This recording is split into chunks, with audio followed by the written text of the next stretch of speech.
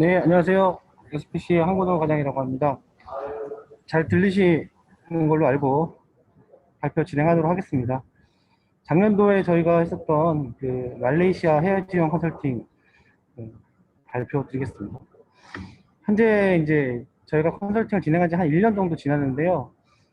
지금까지 경과사항을 좀 말씀드리겠습니다. 2019년 11월 이제 컨설팅이 종료가 되었고, 저희 이제 화주 물류기업과 그 이후에 바로 MOU 체결을 했습니다. 근데 이제 코로나도 다 아시다시피 이제 사업이 잠정 보류되었다가 저희한테는 어찌 보면 조금 행운이었다고 볼 수 있었던 것 같아요. 말레이시아 내에 이제 투자하려고 하는 부분들이 대부분 취소가 되면서 저희가 부지를 매입하는 그 과정에서 조금 더 훨씬 더좀 저렴하게 매입을 완료했습니다. 현재까지 완료 진행하고 해외 인프라 구축 진행 중에 있습니다. 그러면 이제 경과 상황 말씀드렸으니까 구체적인 내용 보고 드리겠습니다. 사업의 기업입니다. 저희 이제 W사는 제가 뭐 이니셜로 이렇게 나오긴 했는데요. 매출 한 1,500억 정도 되는 식품 회사입니다. 그래서 이제 저희와 같이 현지에 어떻게 공동 진출해서 해외에서 매출 확대하고 또 사업 다각화를 할 수 있는지 이제 좀 그걸 집중을 해가지고 저희가 좀 진행을 했고요. 그래서 이제 목차 보시면 가업의 개요, 대상국 및 사업 환경 분석, 사업 여건 분석, 동반 진출 가능성 분석 및 진출 전략 이렇게 되어 있습니다. 첫 번째로 이제 대상국 사업 환경 분석입니다. 말레이시아를 이제 많은 분들이 아세안 국가, 이제 동남아 국가 중에 그나마 제일 잘 사는 나라라고 인식을 하는 경우가 많습니다. 저희가 이제 분석해봐도 경제 수준이 비교적 높고 원유, 천연가스, 고무 등의 천연 자원이 풍부한 나라입니다. 또한 이제 산업 인프라가 잘 갖춰진 국가로서 싱가포르와 함께 아세안 권역의 생산 물류 허브 중심지로 거듭나고 있습니다. 저희가 이제 분석을 좀 해볼 결과 일본 기업들이 특히 이제 일본 식품 기업들이 말레이시아에 많이 플랜트를 구축해서 이렇게 하는 모습을 봤었거든요. 나머지 내용은 좀 시간에서 넘어가고요. 정치 현황 이런 것들은 뭐 입헌 군주제 내각 책임제 이렇게 되어 있는데 넘어가겠습니다. 그래서 이제 투자 환경 분석 수업 분석을 해본 결과 말레이시아가 이제 현지 시장뿐만 아니라 싱가포르, 중동 권역 시장 진출의 교두보로서 확장 가치가 있다. 또 식품 물류 산업의 경우 파견 및 일본 자본이 집약되어 있고 아직까지 이제 한국의 어떤 K-파워가 좀 미약한 수준이라고 파악이 됐습니다. 바로 밑에 싱가포르이 있기 때문에 싱가포르이 작은 나라지만 굉장히 이제 그 아세안 국가 중에서 상징성 있는 나라고 또 이제 거기에서 또 이제 일어나는 그런 어떤 상권이 형성되었을 때 다른 이제 아세안 국가에 여파를 미치는 것으로 봐서 국내에 있는 많은 프랜차이즈 기업들이 싱가포르에 진출하고 있거든요. 그 외에 이제 또 말레이시아도 무슬림 권역이다 보니까 이쪽에서 만약에 어떤 플랜트나 물류가 형성되었을 때 바로 밑에 있는 인도네시아를 비롯해서 이제 중동 권역까지 어떤 교두보로서 확장 가치가 있다고 보고 있습니다. 대상 사업의 진출 여건 분석입니다. 말레이시아 보시면은 뭐 상반기 수출이 4,815억 링기, 뭐 수입 4,144억 링기 이렇게 되어 있고요. 주요 교육국은 이제 중국, 싱가포르, 미국, 일본 등이고 한국은 이제 말레이시아 입장에서는 전체 14위 정도 되는 교육국이라서 아주 그렇게 높지는 않은 상황입니다. 말레이시아 식품 현황은 이제 한 17조 원 정도로 규모가 되고 있고 지속적으로 성장하고 있습니다. 한국 기업의 경우 할랄 인증에 대한 이해와 이제 현지 진출의 필수 요소이고 이제 비교적 아직 낮은 수준의 기준으로 되어 있기 때문에 이 부분에서 저희가 풀어야 될 과제라고 보고 있습니다. 말레이시아에 이제 진출한 기업들을 저희가 좀 봤을 때 프랜차이즈 기업들, 그 다음에 인스턴트, 뭐 식품 기업들, 웰빙 식품업들 이렇게 좀 조사를 한 거고요. 저희가 이제 해봤을 때 저희 같은 경우에도 이제 말레이시아에 진출하기 위해서 2013년도에 이제 KMF 할랄 인증을 취득 완료했고 일부 저희가 좀 이제 수출이 되고 있는 건 있는데 푸드 전용의 생산 구축 저점으로 지금 말레이시아를 계속 검토를 하고 있었던 상황이었습니다. 그래서 근본 컨설팅을 통해 가지고 저희가 이제 어떤 그 생산 기지로서 물류 기점으로서 저희가 보는 그런 시각을 좀 완료했다고 볼 수 있겠습니다. 식품 기업들도 이제 뭐 많은 기업들이 이렇게 많이 들어가 있고요. 넘어가겠습니다. 대표적으로 우리나라 기업들 중에서 이제 커피 프랜차이즈라든지 뭐 이런 이제 그다음에 치킨 프랜차이즈 이런 회사도 들어가 있습니다. 할랄 인증이 좀 필요한데 일본 이제 저기 인도네시아하고 좀 달리 말레이시아 같은 경우에는 조금 더 완화되어 있는 상황이라서 국내의 KMF 인증을 자킴하고 인증하고 호환을 하고 있어요. 근데 이제 관건은 뭐냐면 이제 되긴 되는데 거기서 이제 사업을 확대하기 위해서는 실제로 이제 말레이시아에 있는 자킴 인증을 받아야지만 조금 더 원활하게 진행할 수 있다는 것을 확인할 수 있었습니다. 물류 성과 지수 아까도 말씀하셨지만 말레이시아 같은 경우 41이고요. 예, 우리나라하고도 크게 차이는 없는 것 같습니다. 넘어가겠습니다. 여기 좀 중요한데요. 이제 말레이시아가 왜 지리적 강점을 갖고 있느냐. 이게 지도를 보시면 아시겠지만 말레이시아가 밑에 있죠. 그 바로 밑에 이제 싱가포르 있고요. 내륙으로 이제 태국, 캄보디아, 베트남, 버마, 라오스까지 진출할 수 있는 어떤 중간에 있는 거점입니다. 그래서 말레이시아를 통해서 향후에 이제 그 동남아시아 위에 있는 쪽에 있는 동남아시아, 밑에 있는 동남아시아가 다 커버가 될 수 있다는 점이 좀 지리적 관점이고요. 저희가 이제 그래서 W사하고 같이 어떤 점에서 동반 진출을 하면 좋겠느냐라고 비즈니스 구조를 좀 파악해 본 결과 저희가 이제 구축한 말레이시아 거점, 저희 이제 CK라고 표현하는데요. 공장보다 좀 낮은 단계의 어떤 거점입니다. 센트럴 키친이라고 해서 한 1000평에서 2000평 정도 사이 되는 규모의 어떤 거점이고요. 이 W사가 원료를 입고하여 현재 내부 고객에게 공동으로 배송하여 납품하는 구조입니다. W사는 어차피 저희뿐만 아니라 많은 프랜차이즈 기업들한테 원료를 납품하는 회사거든요. 그래서 이제 저희가 거기 현지의 생산 거점 기지를 구축하면 W사도 같이 입주해서 저기 말레이시아에 있는 수많은 프랜차이즈 기업들한테 납품하는 어떤 구조입니다. 그래서 SCM 프로세스를 보면은 W사는 이제 원료 공장부터 시작해서 이제 공급을 하게 되면 저희가 하고 있는 말레이시아 항만 통해서 들어오게 되면 저희 그 CK로 들어가서 싱가포르가 말레이시아 건을 다 공동 배송하는 그런 어떤 구조입니다. 그래서 저희가 말년이라고 표현하는데요. 말레이시아와 싱가포르 같은 걸로 보고 있고요. 저희가 이제 그 말레이시아에서도 조우바루라고 하는 지역, 싱가포르에서 약 한 차로 3, 4시간 정도밖에 안 걸리는 거리입니다. 거기서는 이제 이 신남방 권역과 인도 권역, 터키, 중동까지 커버할 수 있는 거점으로 보고 있습니다. 동남아 7개국과 국경을 접하고 있고 항공으로 3시간 내에 모든 운송이 가능한 물류 중심을 위치하고 있기 때문에 저희가 이제 많은 다른 또 식품업체들한테도 말레이시아를 어떤 새로운 플랜트 거점으로 홍보하고 있습니다. 저희 같은 경우에는 지금 현재 싱가포르에 있는 한 14개 정도의 매장에게 한국에서 다 공급해가지고 보내는 방식으로 가고 있는데요. 말레이시아 조호바루 지역에 만약에 저희가 생산 거점을 확보를 하게 된다면 싱가포르 전 지역에 1시간 거리에 있는 위치에서 배송이 가능하다는 장점이 있겠습니다. 플랜트 건설은 이제 상당한 비용과 투자 리스크를 갖고 있기 때문에 저희는 이제 한 1000평 정도 규모의 생산 가공 시설을 검토하였고 현재 이제 부지는 매입이 완료된 상황입니다. 저희 이제 비즈니스 플랜은 1단계 모델로는 현지 유통업체 벤더 선정을 하고 이제 어떤 현지에서 수출이 확대되면서 생산 가공 운영을 하는 것을 두 번째 목표로 하고 있고요. 그래서 이제 부지 매입이 완료됐기 때문에 2022년도부터 이제 요거를 운영하는 거를 지금 계획하고 있습니다. 그래서 2025년부터는 이제 수직 계열화하고 M&A 해서 좀 더 사업을 확대하는 방향으로 비즈니스 플랜을 짰고요. 이 W사 같은 경우에도 같이 이제 공동으로 어떻게 할 것이냐 고민했을 때 이제 같이 이제 2030년까지는 350억 정도 해외 매출 달성하고 싶다 이렇게 되어 있습니다. 저희가 이제 거기서 공급할 수 있는 물류 서비스는 크게 이제 국제 물류 서비스, 보관대, 배송대, 비즈니스 확대 서비스 이렇게 있겠습니다. 물류 서비스 뭐 해상 항공 할 수 있는 부분이 있겠고요. 그다음에 냉장 냉동 컨테이너에 특화되어 있는 서비스를 제공하고요. 현지에서 물류센터 운영을 같이 하면서 이렇게 할 수 있는 말 그대로 현지 3PL을 하고 있는 그런 내용이고요. 저희가 이제 그 현지에 들어갔을 때 물류센터에서 오도 마감돼서 이게 배송되는 프로세스를 짠 겁니다. 단계별로 이제 물류 서비스는 저희 이제 이 물류 정보 시스템 통해 가지고 가시화된 국제 물류 공급망 관리를 지원하고요. 컨설팅 종료가 저희가 되고 나서 지금 현재까지 2차 원래 이제 코로나 때문에 지금 출장도 못 가고 있는 상황인데요. 여기 좀 정리가 되면 내년부터 본격적으로 시공사 선정하고 진행할 예정입니다. 현재 이제 2022년도까지 저희가 이제 계약금 납입하고 이제 CK를 다 운영할 준비가 어느 정도 됐기 때문에 내년에는 좀 더 구체적이고 상세한 그런 어떤 경과 상황을 보고 드릴 수 있을 것 같습니다. 결론입니다. W사 초기 입고 물량 한 1,100바레트 정도 수준으로 파악됩니다. 보관 배송 비용은 이제 바레트 박스당 정산보다 평당 운송 횟수당 지급 구조로 협의를 하고 있고요.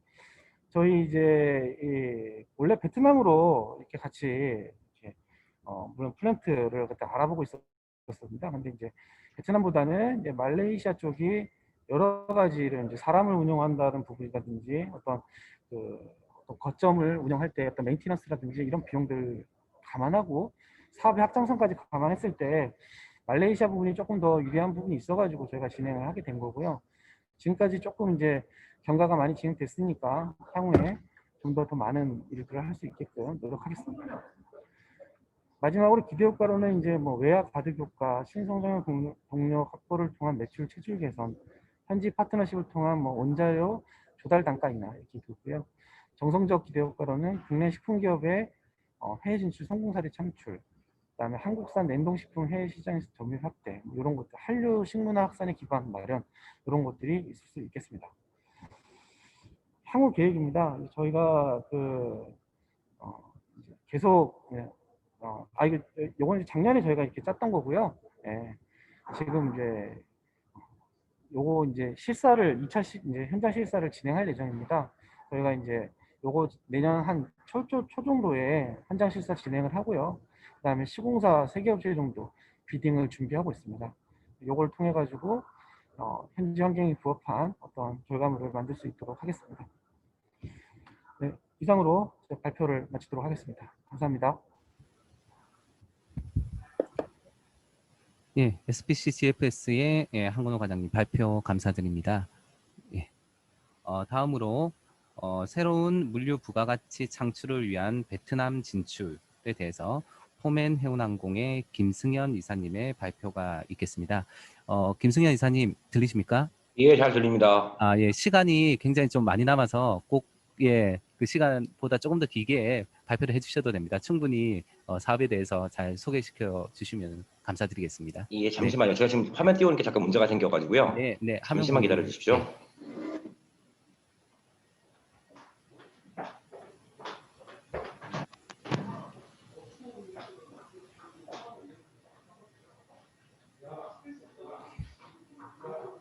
저희가 이제 발표가 다 진행된 다음에는 예, 종합 토론이 있을 예정입니다. 그때 이제 토론자분들의 이제 코멘트와 예, 질의가 있을 거고 그 이후에 이제 지금 참석하신 분들의 이제 자유 Q&A를 진행할 예정입니다. 따라서 그 발표 내용들을 조금 참조하셔서 질문 사항이 있으시면 종합 토론 시간에 자유롭게 질의를 해주시면 감사드리겠습니다. 네, 이사님 준비되셨습니까?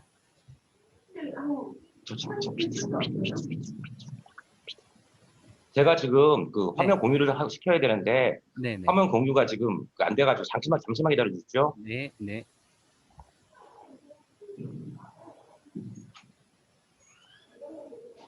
화면이 끄.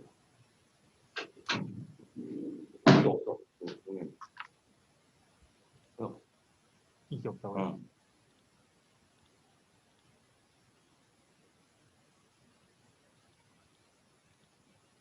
어디 갔어? 안 받아. 네. 처음부터. 죄송합니다. 지금부터 시작하도록 하겠습니다. 제가 서툴러서 좀 오래 걸렸습니다. 시간을 좀 길게 하라는 말씀을 잘 들리실 거라고 생각합니다. 아까 그 최나영 박사님 말씀하실 때는 잘 들리는데 SPC에서 말씀해 주실 때는 저는 잘 안 들려가지고 혹시 어떨지 모르겠는데요. 뭐 잘 들리실 거라 믿고 바로 진행하도록 하겠습니다. 뭐 저도 이렇게 온라인으로 PT를 드리는 게 경험이 많지 않다 보니까 또 뭐 화면상 제 얼굴을 오래 보시는 것도 괴로우실 테니까 그래도 길게 하자고 하셔도 가능한 좀 짧게 간결하게 진행하도록 하겠습니다. 제목부터 말씀드리겠습니다. 말씀 주셨다시피 저희가 2019년에 진행한 그 해외 기업 물류기업 해외 진출 사업의 제목은 새로운 물류 부가가치 창출을 위한 베트남 진출이라는 제목으로 진행을 했습니다. 다른 내용은 다 넘어갈 거고요. 뭐 아시겠지만 저희 회사 소개는 뭐 시간 낭비니까 넘어가도록 하겠습니다. 넘어가도록 하고요. 바로 진출 사유부터 들어가도록 하겠습니다. 일단 그 제목에 대해서 조금 부연 설명을 드리면은 뭐 물론 물류사들이 해외 진출한다는 자체가 기존에 뭐 저희가 기본적으로 생각하고 있는 뭐 운송이라든가 뭐 창고라든가 이런 식의 기존 부가가치로만 해외 진출을 할 경우에는 뭐 솔직한 얘기로 실패하는 경우도 상당히 많고 주변에서도 실패하는 기업도 많고 또 대부분의 해외 진출들이 대부분의 이제 화주 기업 중에 큰 기업들이 해외 진출할 경우에 팔로우로 나가시는 케이스가 많다 보니까 이 화주 기업들의 흥망에 따라서 물류 기업들의 해외 진출도 좌우되는 그런 경향이 많습니다. 그래서 저희는 저희 다른 지사도 있지만 이번에 저희가 베트남 지사를 확대할 때는 가장 큰 염두에 두었던 게 기존 물류 말고 새로운 부가가치가 뭐가 없을까에 저희 방점을 둬서 저희가 사업을 전개를 했고요. 다행히 뭐 좋은 성과를 거뒀기 때문에 저희가 발표를 드릴 수 있을 것 같고요. 한번 다시 처음으로 돌아가서 보기는 좀 어렵지만 일단은 뭐 뒤에 설명을 드리겠지만 저희가 2019년에 해수부에서 말해 주신 특히 KMI가 주관해 주신 이 사업 자체가 저희 물류기업 해외 진출 사업 타당성 조사 자체가 상당히 크게 저희에게 도움을 주셨습니다. 그래서 당시에는 사실은 저희가 받는 현지 컨설팅 업체나 아니면은 저희 국내 컨설팅 업체의 피드백이 얼마나 큰 소용이 있을까 생각을 했었는데 저희가 이제 사업을 진행을 하고 올해 계속 사업을 계속 확장해 나가면서부터 그때 받았던 자료들이 상당히 큰 도움이 되고 있다는 점을 모두에 먼저 말씀드리고 시작하도록 하겠습니다. 뭐 다들 잘 아시겠지만 물류기업의 해외 진출 사유는 뭐 가장 큰 사유는 산업 생태계상으로 기본적으로 화주업체의 해외 진출이 없으면 물류업체의 해외 진출은 사실 불가능한 구조이다 보니까 사유 중에 가장 첫 번째, 두 번째는 당연히 화주 기업들의 베트남 진출 사유를 먼저 점검하도록 해봤습니다. 뭐 다들 아시는 내용이겠지만 중국이 예전 중국이 아니죠. 모든 나라의 생산 공장이라고 부르던 중국이 2010년 이후부터는 임금 상승, 뭐 지대 상승 등 여러 가지 요건 때문에 생산 단가가 상당히 높아진다는 이유, 옆에 보시는 PMI 지수도 있지만 이런 문제 때문에 화주 기업들이 중국 말고 다른 대안을 찾아야겠다 이런 식의 니즈가 확대가 됐고요. 또 지금 장표에서 보시는 그래프에서 보시는 바와 같이 문제는 그래도 아직도 한국 기업들은 중국에서 생산하시는 비중이 상당히 높다는 것. 특히 물론 산업별로 좀 다르겠지만 의료 직물 사업은 저희가 이 자료를 조사한 게 2018년, 19년 자료인데요. 국내 생산 비중보다 중국 생산 비중이 높은 업체도 상당히 많다는 것들이 어떻게 보면 큰 문제점들이고요. 이 업체들도 더 이상 버티기 힘드시니까 국내로 다시 뭐 리쇼 하신다는 거는 엄두도 못 내시는 업체들도 많고요. 그렇다면은 다른 생산 기지의 대안이 무엇이 될까, 어느 국가가 될까라는 점에서 일단 베트남을 선정하게 됐고요. 가장 큰 뭐 니즈 중에 하나는 역시 임금이겠죠. 지금 표에서 보시는 자료는 저희가 이거 2019년 준비한 자료이기 때문에 2018년 통계밖에 없는데요. 중국이 뭐 임금이 상승한다는 점은 뭐 제가 부연 설명드릴 필요도 없을 것 같고요. 사실은 이게 어떻게 보면은 노동 단가 대비 비용인데요. 실제로 중국의 대부분의 산업 기지가 몰려 있는 이스트 코스트 쪽, 즉 해안 지역은 이거보다 더 임금이 높습니다. 어떤 지역은 오히려 한국을 추월했다는 소리까지 나올 정도로 지금 임금이 높다 보니까 예를 들어 생산이 필요하신 화주사 입장에서 봐서는 중국은 더 이상 이제 고려 여건이 안 되고 있고 옆에 보시는 베트남, 미얀마는 그에 비해서는 아직도 저렴한 노동 조건이 있기 때문에 이쪽 진출을 지금 많이 생각하고 계시고요. 또 한 가지 진출 이유는 미중 무역 분쟁입니다. 뭐 이걸 단적으로 설명드리기 어렵겠지만 트럼프가 물러났다고 하고 미국이 대통령이 바뀐다 하더라도 미중 무역 분쟁이 없어질 거라고 믿는 사람은 아마도 없을 겁니다. 바이든이 되던 다시 오바마가 돌아오더라도 미국과 중국 간에는 이 교역 관련해서는 분쟁이 있을 수밖에 없는 지금 현상이고 이런 현상 하에서 저희가 뭐 2018년, 19년 일부 겪어봤지만 저희 물류기업이나 화주기업들이 과연 그렇다면은 이 무역 분쟁 속에서 어떤 대안을 찾을 수 있을까에 대안으로 일단 컨디션시 플랜이라고 하죠. 그러다 보니까 세계 교육이 미중 무역 분쟁 때문에 상당히 좀 악화되는 일로에서 그렇다면 우리가 살 길은 무엇인가에서 저희가 찾은 방법 중에 하나가 화주기업들도 마찬가지겠지만 베트남 등 중국 말고 다른 생산 기지의 대안을 찾게 됐습니다. 이거 외에도 뭐 이거 좀 부연 설명드린다면은 뭐 미중 무역 분쟁이 계속돼서 관세에 대한 어떤 리스크가 발생했을 경우에 한국 업체들이 뭐 메이드 인 코리아도 많지만 메이드 인 차이나로 뭐 대미, 대유럽 수출하시는 분들이 많기 때문에 이 관세 리스크에 대한 해지가 필요합니다. 이것 때문이라도 탈중국된 생산 기지가 필요하고요. 또 이것뿐만 아니더라도 미중무역 분쟁이 결국은 갖고 온 가장 큰 영향 중에 하나가 보호무역주의라고 할 수 있을 겁니다. 보호무역주의가 강화되니까 이런 환경 속에서 한국산 제품과 중국산 제품의 가격이 상승했을 때 과연 경쟁력을 확보할 수 있는가의 우려 때문에 결론적으로 말씀드려서 한국 기업들, 대기업이 아니더라도 중소기업들도 최소한 원산지 다각화를 통해 가지고 매출 또 영업을 진행하는데 안정성을 확보할 필요가 있다는 점이 베트남 진출을 계획하게 된 이유 중에 하나입니다. 세 번째부터가 저희 물류사의 진짜 니즈였는데요. 뭐 다 아실 거니까 설명을 안 드릴 거고요. 저희가 기아자동차 K사 거 그 CKD 물류를 진행을 그때 계획했습니다. CKD 물류를 진행하기 위해서는 저희가 필요한 물류 인프라가 베트남 호치민 지역 또 줄라이 지역이 필요했기 때문에 이 지역의 물류 어떤 인프라를 갖추기 위해서 진출이 필요했고요. 보시는 표는 저희가 예상했던 물량인데 뒤에 설명을 드리겠지만 이 물량을 지금 다 소화하고 있습니다. 세 번째가 이제부터가 본론이라 보실 수 있겠습니다. 저희가 베트남을 진출했던 이유, 제가 앞에 정확하게 설명드렸던 새로운 물류 부가가치라는 점이 여기서 저희가 대부분 강조가 됐던 부분인데요. 가장 큰 점은 EP 기업에 대한 특화된 물류 서비스입니다. 설명을 좀 드리자면은 뭐 다들 아시겠지만 제가 그래도 설명을 좀 드리겠습니다. EP 기업이 보통 EP 기업이죠. Export Processing Enterprise라고 해가지고 자국에서 대부분 원료를 공급받아서 베트남이건 중국, 베트남 같은 국가의 생산 기지에서 EP 지역 특별한 지역이 있는데요. 이 지역에서 생산 과정을 거치시고 이 생산한 제품의 거의 대부분을 다시 국내로 반입시키는 밸류 체인을 갖고 계시는 업체들을 보통 EP 기업이라고 부릅니다.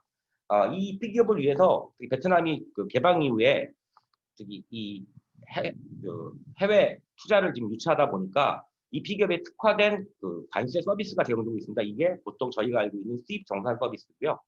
뭐 간단히 말씀드리면은 처음에 원료가 갈 때는 베트남 갈 때는 이 원료에 대해서만큼은 관세 부가세가 아예 없습니다. 다만 이 원료를 가지고 생산 과정에서 베트남 정부가 베트남 세관이 요청하는 그 정확한 데이터를 베트남 세관에 제출을 해야 되는데 이걸 안 하게 되면은 기존에 유예됐던 관세 부가세가 다시 재징수되고요. 더 큰 문제는 상당히 큰 금액의 과징금이 징수된다는 문제입니다.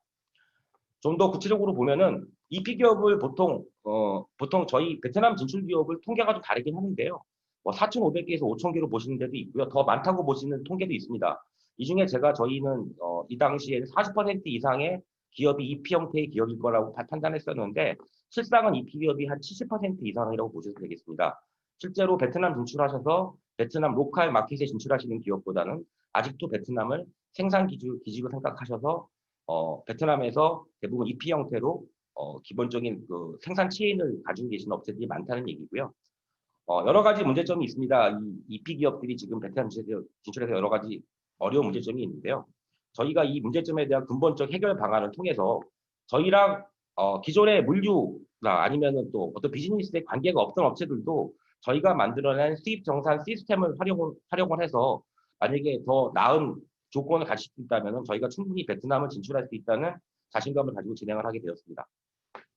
자, 이걸 위해서 저희가 필요했던 물류 인프라가 일단 물류 현지 법인입니다.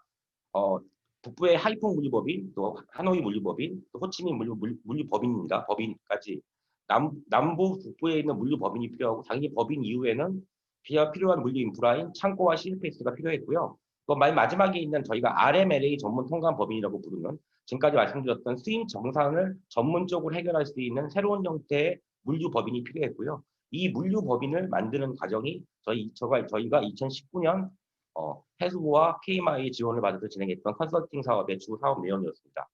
이전에 저희가 이걸 만들기 위해서 저희 뭐 당연한 얘기겠지만 저희 본사에 TF팀을 구성했고요. 베트남 전단팀을 구성을 해서 또 사실은 이 물류 컨설팅이지만 수입 정산에 대해서는 IT 쪽 지원이 무엇보다 필요합니다. 시스템 구축이 필요하기 때문에 저희가 전문 IT팀을 고용하고 전문 IT팀을 추가하는 그런 식의 일을 진행했습니다. 단계별 액션 플랜을 좀 보시겠습니다. 이게 뭐 순서는 문제 없는데요. 저희가 가장 어점을 뒀던 것들이 서치 단계였습니다. 저희가 법인 설립 이전에도 상당히 많은 출장, 2018년만 해도 15회 이상 출장을 통해서 정확히 베트남 진출해 있는 한국 EP 기업들의 니즈 분석, 이분들이 도대체 왜 가셨느냐 이런 문제에 대해 집중을 해서 상당히 많은 업체들과의 미팅을 거쳤고요. 특히 이 과정에서 말씀드렸던 해양수산부 물류기업 해외 진출 타당성 조사를 통해서 많은 그 전문 그 컨설팅 기관들의 자료를 접할 수 있었고요.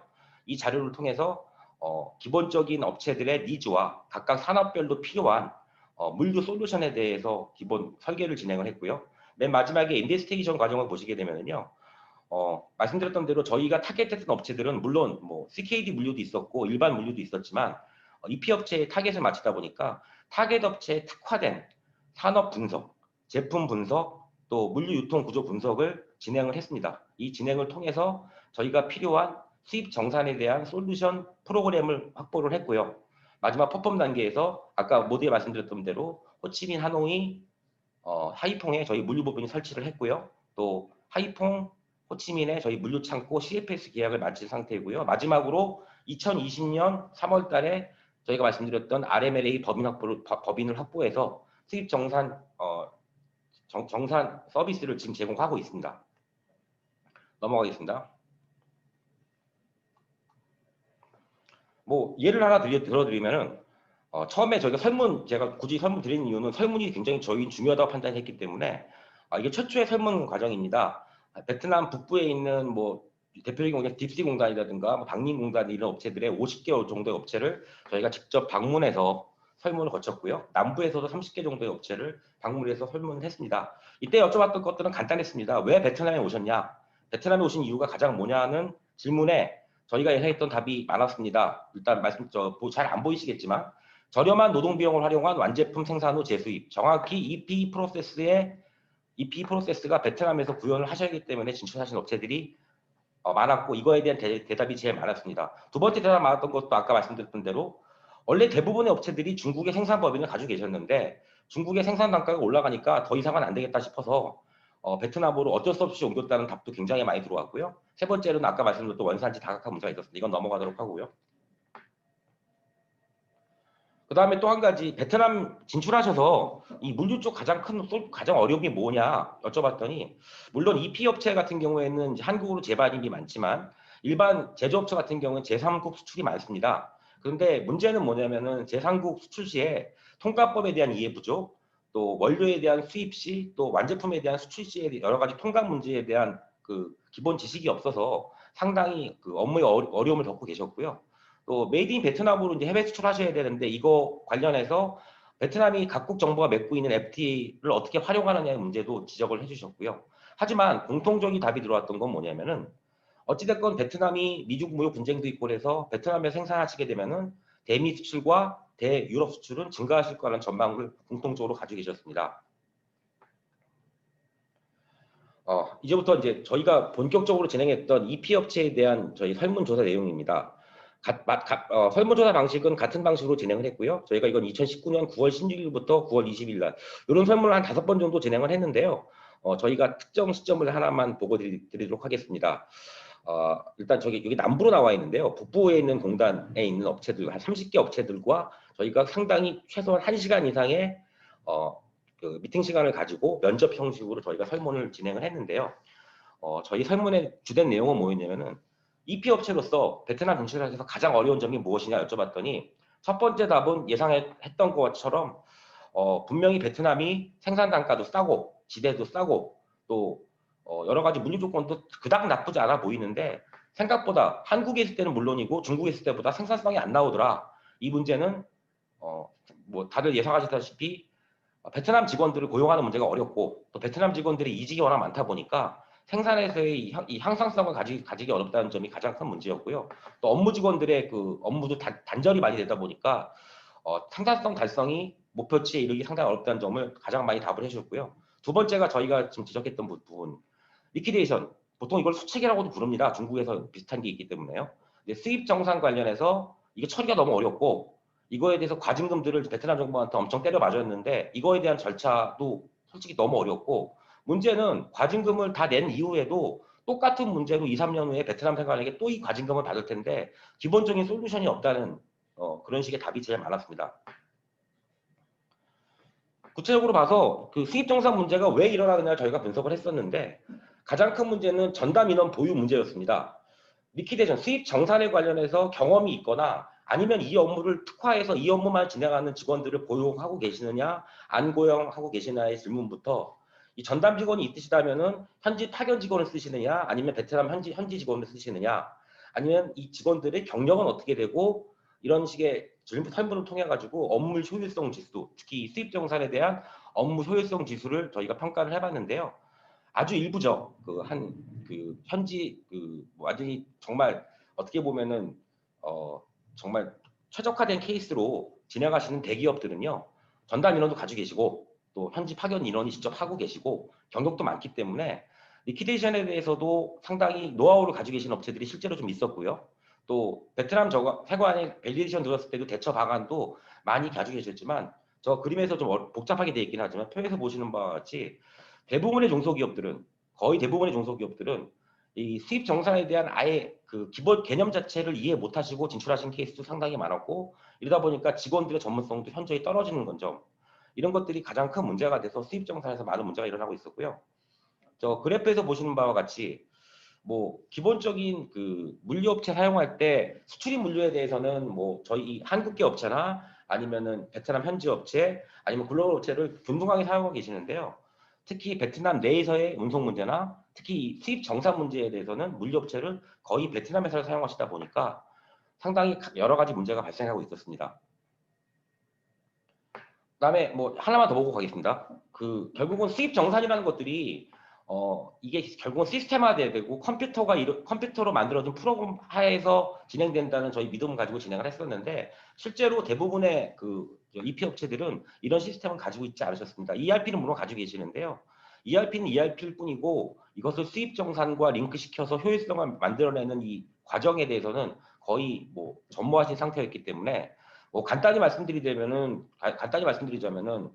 거의 대부분의 업체가 그냥 종이에 그냥 투기로 써가지고 엑셀, 좀 발전된 업체가 엑셀로 이 수입 정산 데이터를 관리하시다 보니까, 이게 이제 베트남 세관이 수입 정산 이 점검을 나올 때 이게 뭐 매일 나오는 것도 아니고 길게는 2년 단위, 3년 단위로 나오는 케이스가 많은데요. 매일매일에 조금씩 벌어진 편차가 밸리데이션 경우에는 그 당시에는 엄청난 편차로 벌어져서 상당히 많은 문제가 발생하기 때문에 이거에 대한 사전적 제어가 필요하다 판단을 들었습니다. 하여튼 저희가 설문조사 통해서 한 100군데 이상 업체를 봤는데요. 수입정산 데이터 정확도만 봐서는 A등급이 11%, 다 대기업이었습니다. 나머지 B, C, D 등급은 지금 당장 베트남 세관에서 밸리데이션이 나온다 하더라도 적발될 수밖에 없는 환경이 있었다는 점이 있었습니다. 길게 될지 모르겠는데 좀 계속 하겠습니다. 이런 문제 때문에 저희가 타겟을 하고 있는 한국의 EP 업체들이 그림 표에서 보시는 것처럼 상당히 많은 과징금을 베트남 세관부터 부여받으셨습니다. 근데 문제는 이 과징금을 받았다는 자체가 이 자랑도 아니고 또 알려지면 안 좋기 때문에 숨기는 업체가 굉장히 많은데요. 저희 조사에 의하게 되면은 베트남 진출하신 한국 EP 업체 중에 90% 이상이 과징금을 지금 받으셨고요. 액수 보시면 아시겠지만 상당히 큽니다. 이 자료는 2018년 자료까지밖에 없는데요. 올해 10월 달이죠. 드디어 베트남 남부에서 100만 불 이상 과징금을 청구받으신 업체가 등장을 하셨습니다. 이 문제로 좀 상당히 큰 문제이고, 기본적으로 왜 과징금을 받으시느냐의 문제는 아래쪽 그림에서 보시는 것처럼 이걸 정말 축약해 설명드리는 건데요. 베트남에 수입된 원료가 베트남 수입시나 또 사용시나 이런 데이터가 베트남 세관의 리퀴데이션 형태로 베트남 세관에 제공이 되어야 됩니다. 이 제공된 데이터베이스의 데이터와 실제로 베트남 세관이 이 화주사의 창고에 나와서 실제 적재 양을 평가했을 때 디퍼런스가 나게 되고, 그 디퍼런스가 일정 퍼센트 이상 벌어지게 되면은 베트남 세관이 과징금을 상당히 많이 부여하게 됩니다. 이 문제를 거의 대부분 업체들이 지금 똑같은 문제에 어려움을 가지고 계셨고요. 또 뭐 문제는 예전에는 그래도 세관 검사 주기가 2, 3년밖에 안 됐었는데, 변경 후에는 지금 특히 이 코로나 이후에는 베트남 정부가, 이게 아시겠지만 사회주의 국가다 보니까 베트남 이후에 환자 발생 안 시킨다고 사회로 거의 닫아놓은 상태이다 보니까 베트남 정부가 돈이 없는지 검사 건수가 점점 늘어나고 있습니다. 그러다 보니까 이 한국 업체들이 이 기본적인 문제점에 대해서 솔루션을 필요로 한다는 점을 저희가 상당히 많은 서치 기간 동안 발견을 했고요. 저희가 이런 데이터를 통해서 EP 업체 수입 정산에 대한 완벽한 솔루션 제공을 위해서 저희가 시스템을 개발하게 됩니다. 뭐 시스템 구축 방식이나 베트남 현지 전문가 팀 구성, 광범위한 컨설팅 서비스는 제가 일일이 설명 안 드려도 될 것 같고요. 결론적으로 보셔가지고는 저 밑에 그림처럼 저희 물류법인, 북부의 포메인 하노이 물류법인과 또 하노이 세관, 또 저희의 그 수입 정산인 RMLA 법인이 데이터가 링크돼서 수입 정산 시점, 즉 수입 시점부터 다시 재반입 시점까지의 모든 데이터를 지금 기존의 화주업체에서 수기 방식이나 어떻게 주먹북국 방식으로 진행했던 것들을 물류업체가 3자 형태로 이관받아서 전체적인 솔루션과 전체적인 관리 방안을 제공해 드린다는 게 저희 사업의 중심이 되었고요. 이걸 도식해서 좀 설명을 좀 드리자면은 기본적으로 그 오른쪽 그림에서 보시는 바처럼 하노이 수입 정산 법인이 수입 시부터 진행됐던 모든 제품, 이거 한 하주사의 경우인데 이거는요. 모든 제품을 데이터와 동시에 수입 정산 관련 모든 업무를 일괄적으로 위탁받아서 즉 3자화해서 모든 것들을 진행하는 방식의 일을 진행합니다. 물론 물류 뺄 수가 없는 게 이건 여담이지만 저희가 이거 관련해 가지고 PT를 할 때 심사위원분 중에 몇 분께서는 이게 무슨 물류냐, 이건 물류가 아니라 이건 물류가 아니다. 그래서 이건 종목에 들어가지 않는다고 말씀하신 심사위원분도 계셨는데요. 심사위원분들 말씀이 맞는 말씀이 많겠지만 이 부분에 대해서만큼은 이견이 있습니다. 사실은 지금까지 장황하게 설명드렸던 수입 정산의 문제를 해결하기 위해서는 기본적으로 물류사가 아니면 하지 못합니다. 왜냐하면 물류 데이터라든가 저희가 원료를 현지에서 해외 수출이나 또 베트남 현지에서 유통 이런 과정의 전체에 대해서 물류사가 수집할 수 있는 데이터만으로 거의 대부분의 수입 정산 데이터가 만들어지기 때문에 이것은 물류사가 진행할 수 있는 3자 서비스의 형태가 맞고요. 또 이거야말로 아까 말씀드렸던 대로 기존과 좀 다른 새로운 물류 부가가치라고 보실 수 있겠습니다. 진행 방식 같은 것들은 제가 설명을 드려서 넘어가도록 할 거고요. 이렇게 해서 어떻게 됐느냐 좀 설명드리겠습니다. 말씀드렸던 대로 하이퐁 물류법인, 또 하노이 물류법인이 저희가 설치가 되었고요. 또 창고 역시도 다 확보가 됐고 마지막으로 2020년 3월에 하노이의 RMLA 수입 정산 전문법인 통관법인입니다. 통관법인이 저희가 설치가 되었습니다. 현재 운영 실태를 좀 보시게 되면은 하이퐁 물류법인, 하노이 물류법인, RMA 통관법인, 호치민 물류사무소가 각각의 인원들을 지금 보유하고 있고요. 이게 파견 인원 중에서 조금 몇 명이 좀 빠져나가는 것들은 이 코로나 사태 때문에 철수가 좀 돼가지고요. 현재 파견 인원들은 저희 그 베트남 쪽 헤드쿼터로 볼 수 있는 하이퐁에 3명이 나가 있고 나머지는 2명, 3명 정도의 수준이 이루어지고 있고요. 조직도 같은 것들은 참조해 주시기 바라고요. 아까 말씀드렸던 대로 수입 정산 RMLA 서비스 제공 형태를 저희가 일괄하게 설명을 드렸습니다. 설명을 좀 드리자면은 뒤에 일부 프로그램에 대한 설명을 좀 드렸는데요. 가장 중요한 것들은 베트남 그 수입하는 원료에 대한 분석이 선행이 됩니다. 이 분석을 위해서는 HS 코드 분석이 있어야 되는 거고 기본적으로 원산지 증명 컨설팅도 필요하고요. 또 제조 공정 중에 로스율에 대한 설계, 또 유실률에 대한 설계, 소모량에 대한 설계 등의 각각의 설계들이 필요합니다. 이런 설계를 통해서 프로그램을 세팅을 하고요. 본국에서 제공된 원료가 베트남 세관을 통과하는 시점부터 모든 데이터가 이 설계 방식에 맞춰서 거의 지금 아까 말씀드렸던 대로 거의 데일리 단위로 업데이트 방식으로 수입 정산 관련 데이터를 관리하게 됩니다. 이런 관리가 결국은 3, 4개월 후에도 기본적인 오차율을 줄이게 돼서 베트남 정부가 제공하는 가이드라인을 마치게 돼서 화주업체들이 수입 정산 문제에 신경 쓰시지도 않고 일을 진행하실 수 있는 시스템이 된다는 말씀을 드리고요. 이 내용은 이거 잘 못 알아보실 것 같고 저도 잘 모르는데요. 수입 정산 합리화 시스템, 저희 시스템을 구현하는 방식입니다. 이거는 참조만 해주시기 바랍니다. 이런 형태로 화주업체에게 모든 그 수입 정산의 시스템들이 제공이 되고 있고요. 이런 식의 데이터의 시스템들은 아까 말씀드렸던 바와 같이 데일리 형태로 업데이트되고 있습니다. 넘어가겠습니다. 그래서 저희가 오차율, 기본 오차율이 여러 가지가 있습니다. 사실은요. 원료 잔존량 오차율, 원료 소모량 오차율, 폐기율 오차율, 또 이런 것들이 있고 잔존량, 또 소모량, 또 폐기율에 따라서 베트남 세관이 지정한 과징금 기준이 있습니다. 이게 저희가 지금 진행하고 있는 A 업체라는 그 업체인데요. 보시는 바와 같이 빨간색으로 표시된 것들은 지금 현재 저희가 스파 시점에서 저희가 그 말씀드렸던 베트남 세관에 제공됐던 수입 정산 데이터와 이 화주사의 창고에 보관되고 있는 실제 원료를 실사한 다음에 그 오차율을 분석을 한 건데요.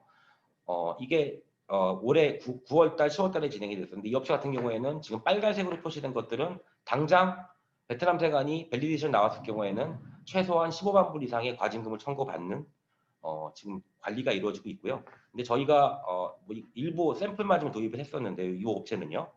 수입정산 시스템 도입 이후 오차율 범위가 지금 보시는 바와 같이 다 베트남 세관이 제공한 가이드라인 오차율보다 안쪽으로 들어와서 다시 이 이후에는 베트남 세관 밸리데이션 이후에도 파주업체는 과징금이나 또 어떤 문제가 되지 않는 식으로 수입 정산이 이루어질 수 있게 됐다는 점을 말씀을 드리고요. 넘어가도록 하겠습니다. 뭐 CKD 비즈니스 같은 경우는 넘어갈 거고요. 나머지 거 좀 보겠습니다. CKD 같은 물량은 말씀드렸던 대로 이게 뭐 고정 물량이기 때문에 계속 증가하고 있다는 점 말씀드리면 될 것 같고요. 향후 추가 진출 전략은 뭐 저희가 이게 계속 올해는 코로나 때문에 저희가 제대로 못하고 있는데요. 2019년, 2020년, 2018년, 2029년 계속 베트남에서 그 진출 기업 그 성공자를 설명회 같을 때 저희가 저희 관세사랑 저랑 같이 가가지고 설명회를 드리고 있고요. 2021년 이후에는 이런 것들을 다 확대를 해서 더 진출 기업들의 수를 늘릴 계획에 있습니다. 이거 조금만 더 보시겠습니다. 빠진 것 같은데요, 이상하네요. 현재 저희 뭐 기대 효과라고 보기는 어렵습니다. 왜냐하면 실제로 진행이 되기 때문에 기대 효과는 말씀드릴 수 없고요. 말씀드렸던 수입 정산 관련해 가지고 저희 2020년 3월에 저희 수입 정산 법인이 연 이후에 현재 그 한국계 EP 업체랑 계약이 40건 이상이 진행이 됐고요. 실제로 이 40개 업체들은 저희에게 수입 정산을 위임하셔서 저희가 수입 정산을 진행하고 있고요. 현재 저희랑 같이 관련해 가지고 저희 시스템을 사용하시고자 그 의뢰를 주신 업체가 한 60개 이상 됩니다. 코로나 때문에 아무래도 제한되다 보니까 저희가 생각했던 업체보다 숫자보다는 좀 적었는데요. 코로나가 좀 안정화되게 되면 상당히 많은 업체가 저희 수입정산 시스템을 사용을 하고 당연히 수입정산 시스템을 사용하게 되면 저희 물류 서비스를 쓸 수밖에 없는 구조로 되어 있기 때문에 저희 해외 베트남 물류지사 법인의 수익도 상당히 늘어날 거 판단되고 있습니다. 참고로 저희가 하노이 물류법인은 2019년에 냈는데요. 2020년부터 흑자 전환이 됐는데 이 중에 대부분이 이 수입정산 법인의 역할이 컸다는 점이 있었습니다. 지금까지 설명은 여기까지 드리도록 할 거고요. 결론적으로 말씀드리자면은 어찌됐건 저도 솔직히 몰랐었는데 이 해수부에서나 또 KMI에서 제공해 주시는 이런 컨설팅 기회가 실제로 그 당시 저희가 뭐 신청 당시에 그 당해에는 큰 효용을 못 봅니다. 예를 들어서 뭐 이 사람들 자료가 얼마나 더 저에게 효용이 있을까 생각이 들었었는데 실제로 사업을 본격한 시점에는 그 업체들의 어떤 퍼스널 링크들도 생기고 또 그 데이터들에 대한 검증도 저희가 할 필요가 없어지다 보니까 상당히 큰 도움이 됐기 때문에 개인적으로는 이런 사업들이 더 확장돼서 더 많은 기업들이 수혜를 받을 수 있었으면 합니다. 제 발표는 여기까지 드리도록 하겠습니다. 감사합니다. 예, 김성현 이사님 감사합니다. 예, 이제 화면 공유를 꺼주시면 되겠습니다.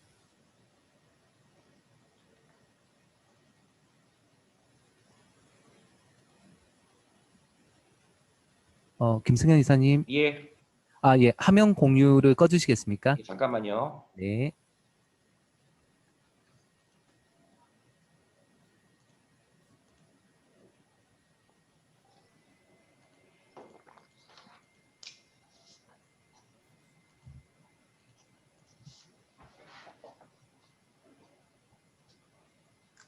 제가 무식한 건가? 이게 잘 안 되네요. 잠깐만요.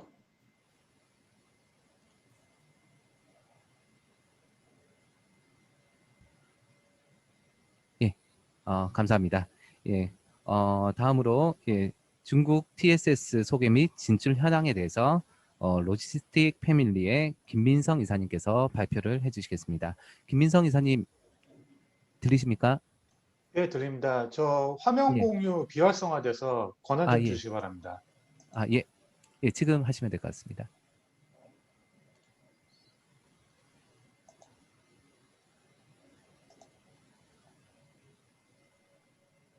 네, 발표해 주시면 되겠습니다.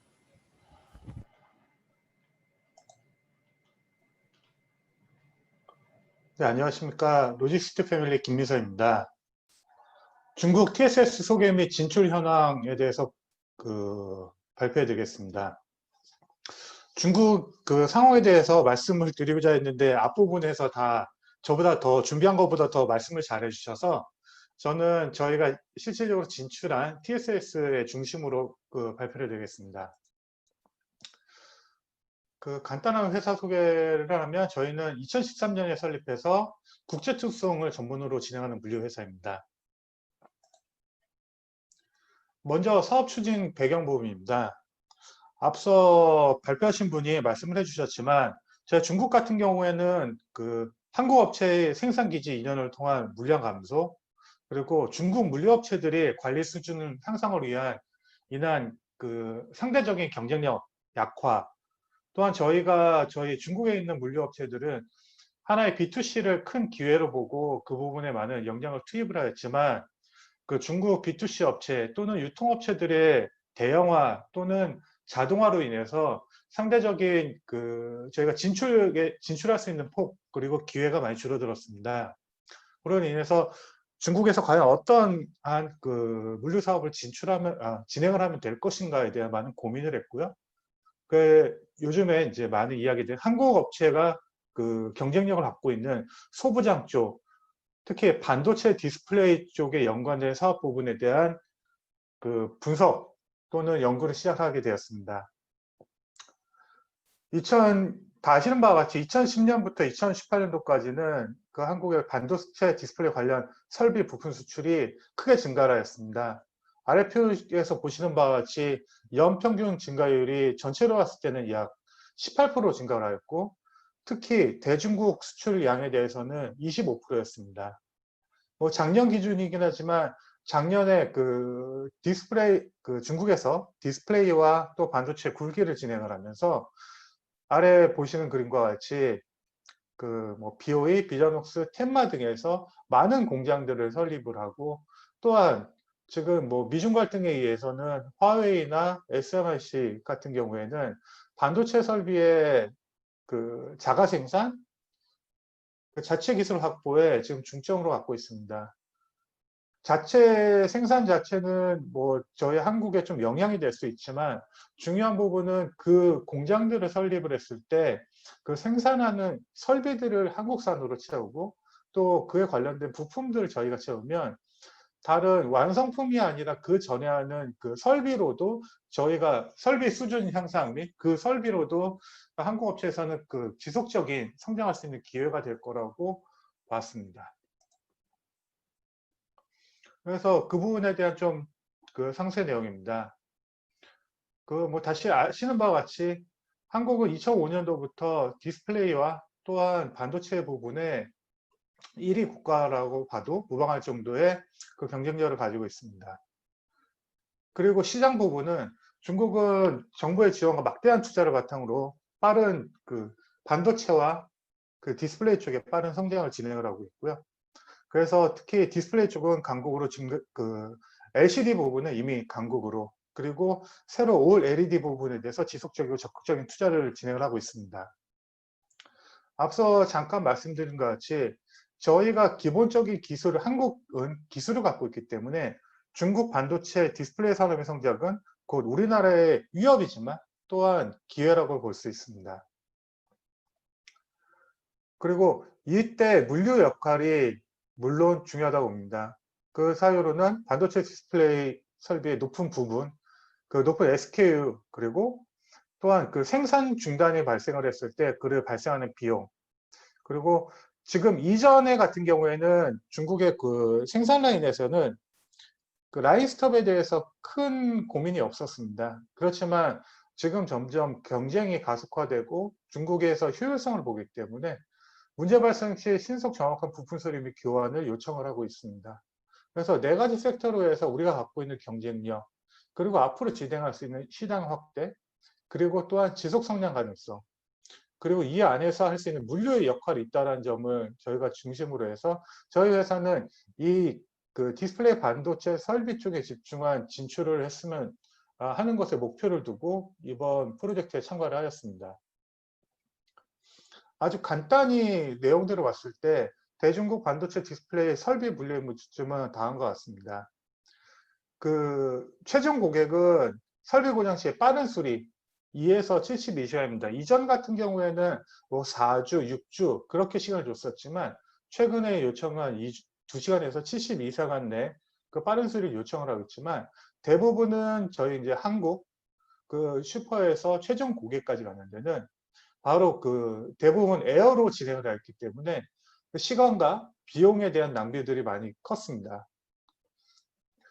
그리고 그러면은 저희가 1차적으로 이 프로젝트를 연구를 진행하기 전에는 그럼 간단하게 물류 보세사고를 만들어서 저희가 잘 아는 물건을 먼저 갖다 놓고 고객이 필요할 때 바로 납품해주고 고장난 걸 갖고 와서 다시 한국으로 재작업시키는 이런 프로세스를 잡으면 되지 않냐라고 생각을 했는데 이 부분은 저희가 이제 연구 결과 이제 불가능한 거로 밝혀졌습니다. 그 이유는 기본적으로 반도체나 디스플레이 설비 같은 경우에는 한국에서 모듈화돼서 이제 수출을 진행하게 되는데요. 보신 바와 같이 설비 같은 경우에는 세트로 지금 수출 아니면 중국에 수입을 하기 때문에 비교적 용이하게 수입이 가능합니다. 그렇지만 이 설비 안에 들어있는 모듈 안에 들어있는 수천 개, 수만 개의 제품이 다시 중국으로 고장이 나서 교체품으로 부품이 들어갈 때는 그 많은 그 부품들에 대한 전체 뭐 HS 코드라든가 아니면은 그 안전검사, 뭐 삼식 등등의 뭐 기전증 등등의 모든 자료들이 각 부품별로 다 보유를 하고 있어야 됩니다. 그렇지만 이 모듈의 조립 자체는 하나의 공장에서 이제 진행을 하지만 그 안에 들어가는 부품은 각 세계에서 들어오기 때문에 이 부품마다의 중국에 수입할 수 있는 문서들의 확보가 불가능하여서 그 작업들을 진행하지 못하고 원바이원으로 진행하는 것을 확인하였습니다. 그래서 저희가 확보한 물류 솔루션입니다. 이 부분은 해양수산부와 KMI에 제가 감사를 드려야 될 부분인데요. 저희가 조사하는 단계에서 물론 이제 사업을 신청하기 직전에 TSS라는 개념을 조hu하게 되었습니다. 플레임은 테크니컬 서비스 스테이션이라고 하는데 중국에서도 극히 일부분 알고 있는 신개념 착고입니다. 꼭 디스플레이 반도체에 한정되지 않지만 디스플레이 반도체 등의 사업을 지원을 하기 위해서 설비 AS 부품의 수입 그리고 운영을 할 수 있게 만든 특수 창고입니다. 뭐 북경, 무한, 합비, 상해, 신천 등의 아주 작은 한정된 창고들을 확보했고요. 이 안에서는 설비 AS 부품에 대한 수입 수입 및 교환 등등이 자유롭게 만들어놨습니다. 그렇지만 저도 이제 중국 관련돼서 물류를 오래 했지만 이 부분에 대해서는 TSS가 갖고 있는 기능이 워낙 방대하기 때문에요. 이 부분에 대해서 정확하게 알기 위해서는 저희가 신규 사업 영역에 대한 진출은 어렵다고 판단을 했습니다. 그리고 또한 이 부분이 워낙 닫혀있던 시장이기 때문에 숨겨있기 때문에 이 부분에 대해서 알기 위해서는 정말 큰 재원이 들어가는 부분이어서 저희 같은 작은 회사에서는 이 부분에 대해서 내용을 파악하기가 힘들었는데 이번에 화주 동반 진출 사업을 통해서 저희가 타당성 분석을 진행을 할 수 있었고 그에 따라서 2019년 말 2020년에 저희가 신규 사업을 진행할 수 있게 되었습니다. 조사 부분은 간단하게 해서 내용 자체가 좀 특이한 부분이 논문과 정책 연구를 많이 진행을 했습니다. 아무래도 이 센터 자체가 해관하고 해관에서 직접 관리하는 그리고 실질적으로 면적 자체는 한국 평수로 1000평도 안 되는 면적이지만 거기에 해관 인원이 2명이 상주해서 관리하는 해관에 밀접된 부분이기 때문에 어떠한 정책을 어떻게 진행해야 되는지 한 학술적인 연구들 그리고 해관 법적인 연구들이 많이 진행이 됐고요. 또한 동반 지출에서 확보된 자원을 통해서 저희 인원들이 그 중국에 나와서 그 관련된 사람들, 해관 사람들이나 그 중국 같은 경우는 해관에서 이런 내용들을 가지고 만들 때 많은 어려움이 있습니다. 그 문의하거나 그거에 대해서 설명을 줄 때 어려움이 있습니다. 그렇지만 뭐 해수부나 KMI의 지원을 통해서 왔다 그러면은 그래도 그 친절하게 설명을 해줬기 때문에 그러기 위해서 대면 해관과의 대면 인터뷰 등을 통해서 이 부분들이 이 정책이 맞고 TSS라는 게 진행이 되고 있으며 이게 합법적으로 이루어진다는 부분을 확인하게 되었습니다. 뭐 간단한 설명 부분입니다. 저희 그 TSS 같은 경우에는 해외에서 설비 AS 수립된 그 스페어 부품들이 보관, 수립, 판매, 운영의 목적에 최적화되어 있는 정부 지정 AS 수립 부품 위탁 창고입니다. 쉽게 보시면 아래 그림이 있는데요. 이 그 보세 창고랑 같지만 좀 다르긴 합니다. 그 한국에서 그 부품을 들어오면 부품 들어올 때 일반적인 보세 창고나 보세 창고 아니면 일반 창고 같은 경우는 더합니다. 일반 창고 같은 경우는 수입 통관을 진행을 해야 되고 보세 창고 같은 경우에는 수입 통관을 진행을 하지 않았지만 보세 창고에 들어오기 위한 그 증서들이 있습니다. 뭐 예를 들어서 삼시나 뭐 여러 가지들이 있는데요. 그런 모든 그 서류들이 반입시 면증입니다. 서류에 그 여기에 등록된 업체 거 같은 경우에는 반입시 면증, 서류가 필요 없이 부품들이 들어오게 되고요. 최종 사용자 BOE나 뭐 CSOT 아니면 SMIC 같은 그 설비, 그 생산 업체들의 설비가 고장이 났을 때 바로 통관 없이 최종 사용자에게 부품을 보내줄 수 있습니다. 이게 만약에 그냥 그 아주 간단하게 본다면 그 오늘 아침에 비행기를 태워서 푸동공항으로 왔으면 푸동공항에서 TSS 창고로의 부품 수입 같은 경우에도 통관이 필요 없기 때문에 바로 제품을 빼서 창고로 갖고 올 수 있고요. 이 창고에서 TSS 센터에서 최종 사용자까지는 가는 시간은 그 운송 시간입니다. 그러면 당일에 한국에서 보내서 원래는 통관 자체가 어려운 불가능한 제품 자체를 그 정상적인 루트를 통해서 최종사한테 보내줄 수 있고 나머지 모든 서류들 반입 시에 대해 그 필요했던 서류들은 최종 사용자가 사용할 때는 그 부분을 제공해 줄 수가 있습니다. 받기 전에는 안 되지만 그것들은 14일 내에 그 서류를 받아서 처리할 수 있는 그런 창고 센터입니다. 그래서 앞으로 그 내용으로는 대체품이 제공이 가능하게 되고 또한 해관이 상주하기 때문에 365일 24시간 그리고 삼시 등 인증이 연장된 반입식 면증, 그리고 해관 인정에 상정하고 합법적인 창고고 그 이 부분에 대해서 보세 창고 이상의 그 안정성을 확보를 하기 때문에 보안 등 그 안정성을 갖고 있으며 또한 그 요번 뭐 좀 당연한 부분이긴 하지만 들어가는 부분 그 들어갈 때 모든 것을 이제 면세로 들어가기 때문에 무상 기간 동안에 그 설비 부품에 대한 관부가세가 그 면세가 됩니다. 그리고 또 하나의 장점으로는 이 일반적인 케이스에서는 이 센터로 들어왔을 때는 그 수입을 진행을 했었습니다. 이전 같은 경우에는 요 TSS가 아니라 일반 창고 같은 경우는 그러면 대부분은 최종 사용자 명의로 그 최종 사용자의 명의로 제품이 있었고 그에 따른 그 반송 또는 살 필요 없을 때 반송 또는 그분에 대한 그 고객의 그 청구 부분이 많이 어려웠습니다. 근데 이 TSS 같은 경우에는 일단은 해관에 등록되지 않은 그 재고이기 때문에 언제든지 필요가 없으면 한국으로 슈백을 시킬 수가 있고 또한 최종 사용자 하나가 아닌 멀티 고객으로의 그 출고가 가능합니다.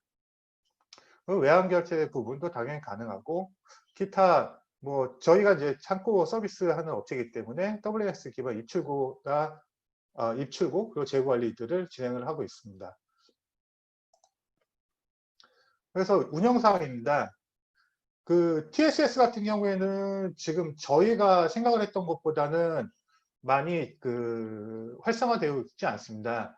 그 이유 자체는 TSS 센터 같은 그에 들어오는 그 부품 자체의 금액 자체가 워낙 크기 때문에 저희가 지금 창고 내 보관을 만약에 그 성공적으로 됐을 때는 창고 내 보관 물량 자체가 약 그 3천억에서 5천억 정도 생각을 했습니다.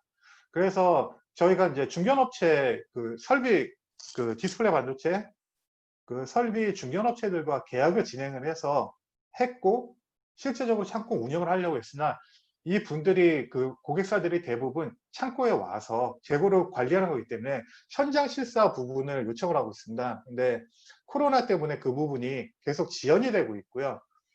그 대신 저희가 그 TSS를 통한 직접 매출 부분은 없으나 지금 현재 이 TSS를 통한 그 수리 화물이나 아까 전에 긴급 화물에 대한 부분에 저희가 그거는 TSS 보관이 아닌 TSS를 통과하는 방식으로 저희가 일부 진행을 할 수 있기 때문에 그로 인한 간접적인 매출들은 좀 증가를 하고 있습니다. 그래서 아주 크지는 않지만 2020년 기준은 한 간접 매출 증가액은 약 18억 정도 예상을 하고 있습니다. 그리고 정성적인 부분은 저희가 그 좀 다른 부분인데요. 일단은 저희가 한국계 소분형 업체 기준으로 해서 저희가 그 TSS를 운영을 하려고 했습니다. 근데 추가로는 저희가 그 현재 이렇게 관리를 하고 저희가 이 진행 사항들에 대해서 영업을 진행을 하다 보니 지금 SMIC와 3PL 물류 계약 진행 중에 있습니다. 특히나 SMIC와 계약을 했을 때는 지금 뭐 미중 관계에서도 SMIC도 많이 언급이 되고 있긴 한데요. 지금 그 SMIC로 납품한 한국 설비의 물류 진행 및 그 외 부품 그 수리를 위한 부품 세타 운영에 대해서 지금 협의를 하고 있고요. 네, 이 부분은 그 TSS를 진출한 그 간접적인 효과로 볼 수가 있겠습니다. 이상입니다.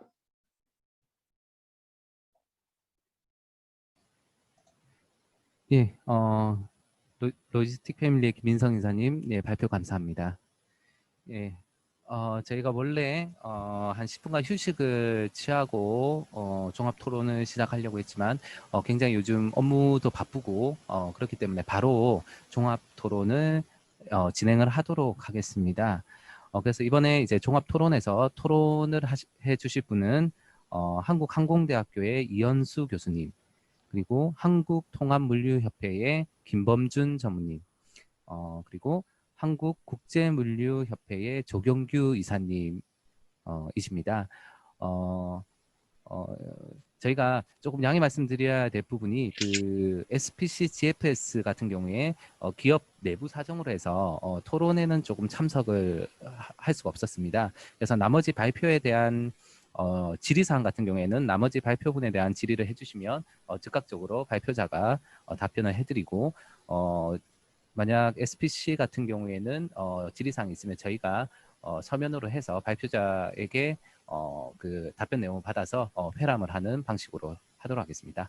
먼저 한국항공대학교의 이현수 교수님, 예, 그 종합적인 코멘트와 질의를 부탁드리겠습니다. 네, 안녕하십니까. 이현수입니다. 새 업체 발표 들었는데요. 새 업체가 다 좀 이제 발표하신 내용도 성격이 조금씩 다르고, 또 좀 이제 우리가 평소에 잘 알지 못하는 그런 분야도 많이 포함되고 해서 상당히 흥미있게 들었고, 또 우리 공부도 많이 될 것 같습니다. 제가 간단하게 좀 코멘트를 조금 하고, 사실 질문 내용이 사실 많긴 한데, 지금 SPC는 여기 안 계신다고 그러긴 한데, 뭐, 향후에 또 이제 그 질문에 대한 답변 내용들이 또 공유될 수 있는 아마 기회가 있을 걸로 생각이 듭니다만, SPC 같은 경우에는 이제 사실은 이제 아시는 분들은 잘 아시겠습니다만, 지금 해외에 여러 이제 특히 프랜차이즈를 포함해가지고 우리 식품, 식음료 등등 관련돼서 지금 동남아에 공급하는 그런 이제 네트워크가 상당히 구축이 돼 있는, 구축 중에 있는, 열심히 구축 중에 있는 이제 상황이다 이렇게 볼 수 있는데요.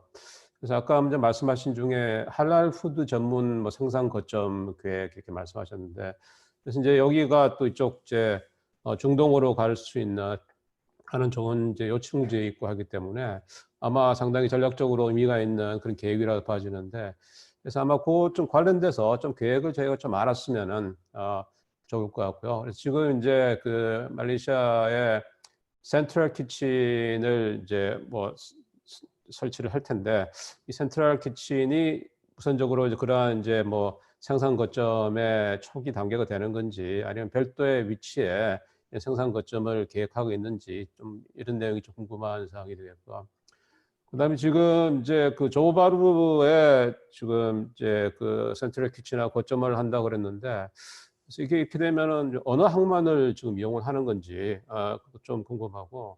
그래서 이제 아마 조바루 위치시킨 게 싱가포르 쪽에 지금 이제 그 고객들이 거기서 많으니까 한 것 같은데, 지금 또 카바를 말레이시아를 다 카바를 해야 되니까 이게 이제 쿠알라룸푸르를 포함해서 이제 말레이시아 쪽에 커버하는데 뭐 시간이 얼마나 소요되는지, 이제 그런 커버가 용이하게 될지도 사실 궁금한 부분이 있거든요. 그래서 이런 부분도 조금 좀 보완 내지는 좀 이렇게 정보가 공유될 필요가 있을 것 같고요.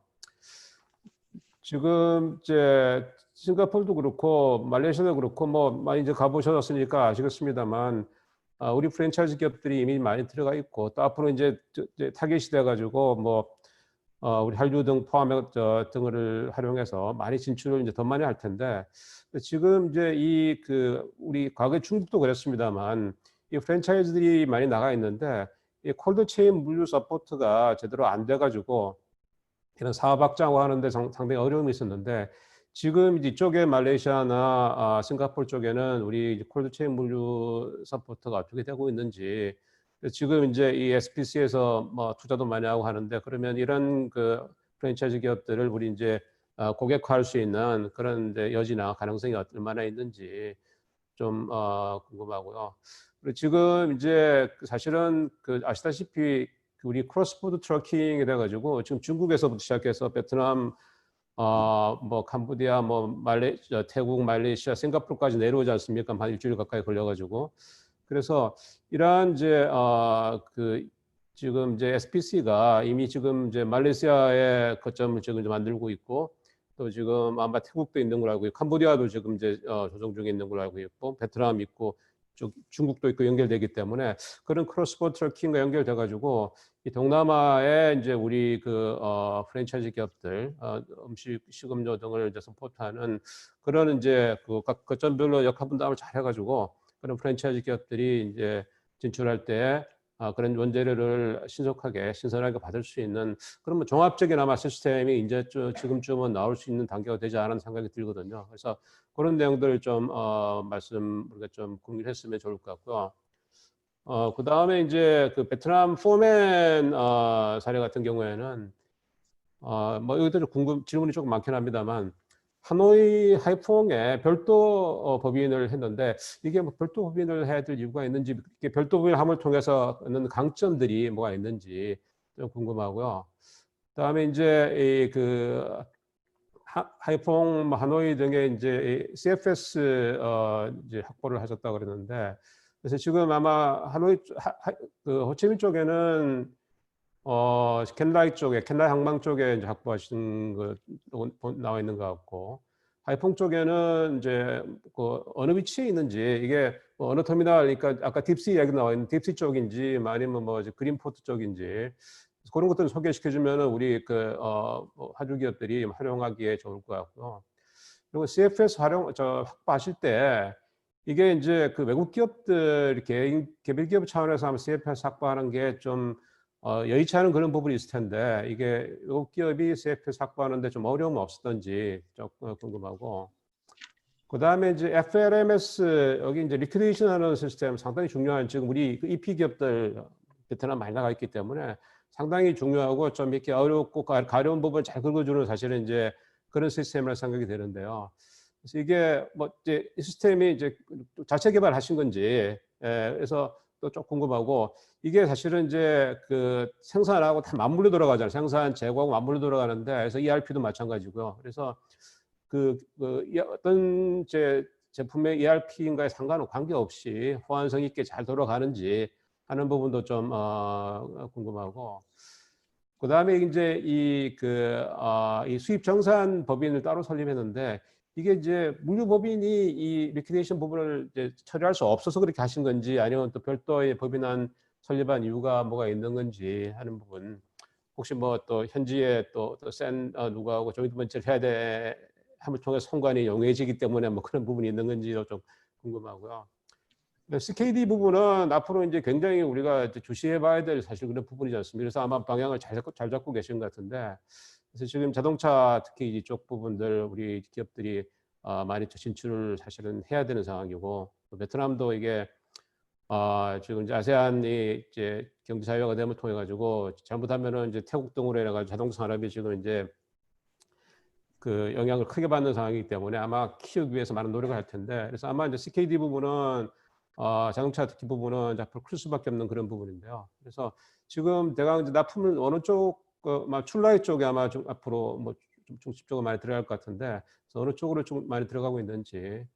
그다음에 이제 리퀴데이션 이거 하려고 그러면 사실 이제 이 BOM 기본으로서 기반해서 해야 될 텐데, 그래서 BOM에 따라 가지고 이제 BOM을 이제 뭐 업종별로 저 베트남 정부 당국의 승인을 받아야 되는 건지.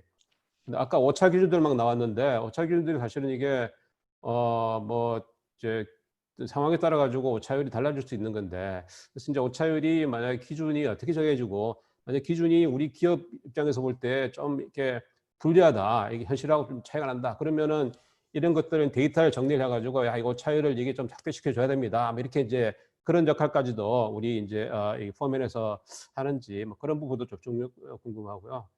이 사업은 저 서비스 가격은 어떻게 산정 요청을 하는지 뭐 등도 이게 뭐 좀 궁금한 부분도 있고, 그래서 뭐 좀 그래서 지금 뭐 다 답변은 못 해주시겠습니다만은 뭐 조금 이제 가능한 범위 내에서 간략하게 조금 답변해 주시면은 좀 궁금증이 좀 풀릴 것 같고요.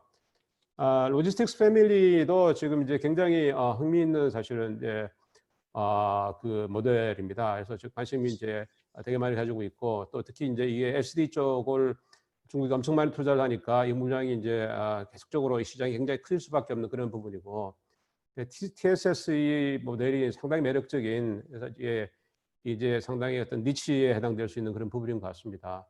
그런데 이게 지금 이제 MRO 수리 부품들이 MRO 부품이기 때문에 가능성 수요니까 이게 언제 얼마나 뭐가 고장나서 얼마나 필요할지, 언제 고장날지 뭐 이거 잘 모르지 않습니까? 그래서 이게 잘못하면은 이게 MRO 부품 재고를 엄청 많이 갖고 있어가지고 오랫동안 갖고 있고 뭐 결국 고장이 안 나가지고 뭐 이제 사용이 안 된다든지 이런 상황도 생기고요.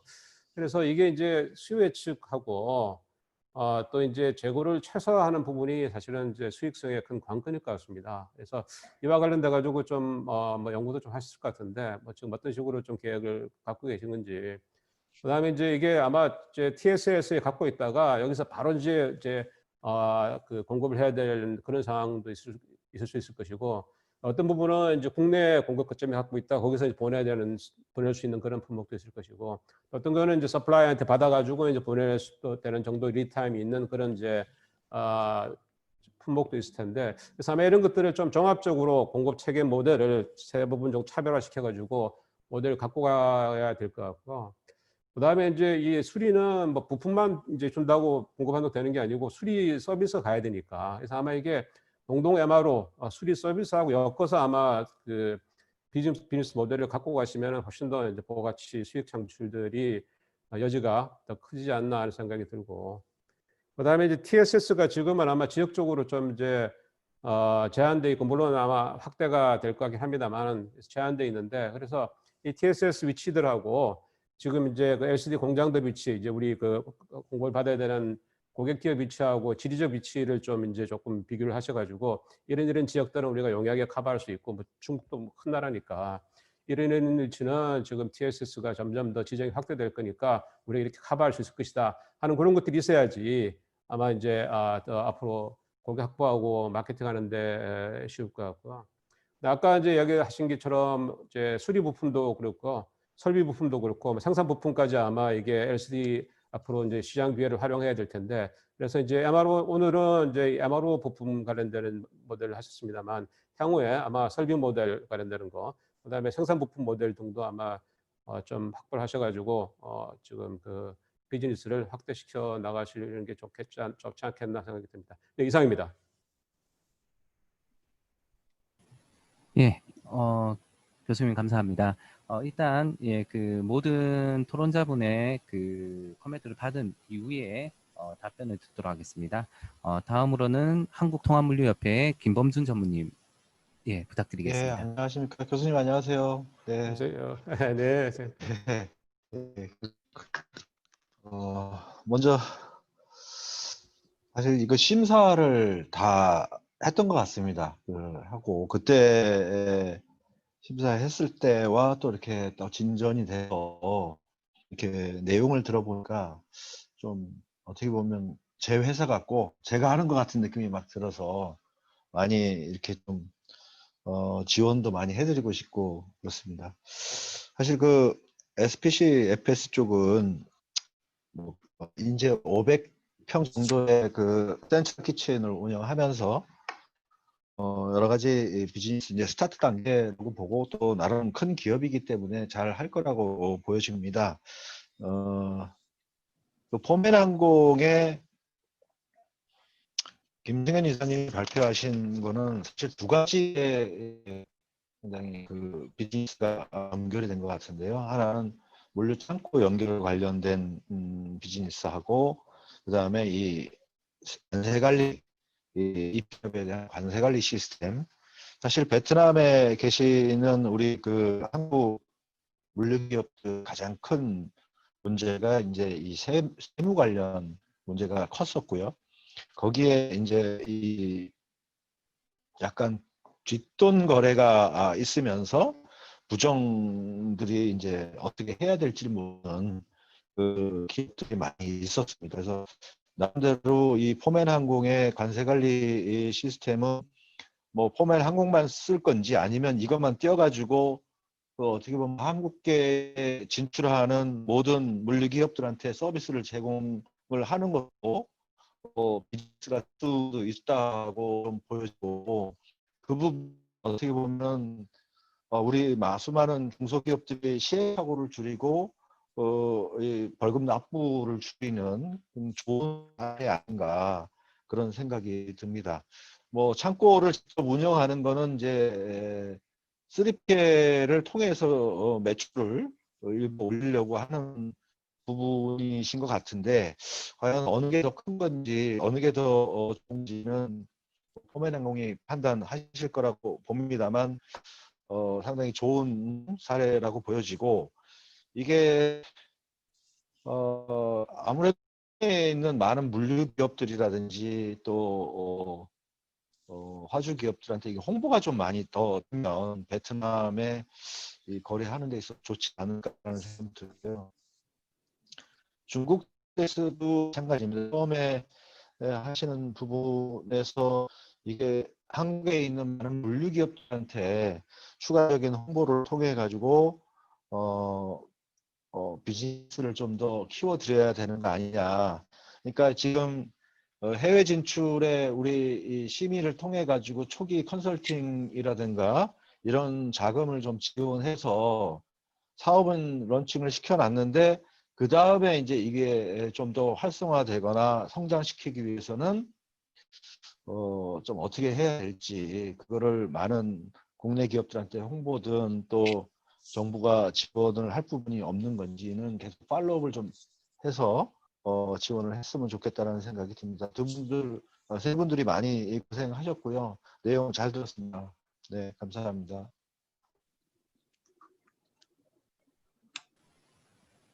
예, 김범준 전무님 감사합니다. 예, 다음으로 한국국제물류협회 조경규 이사님께서 토론을 하시겠습니다. 예, 국제물류협회 조경규입니다.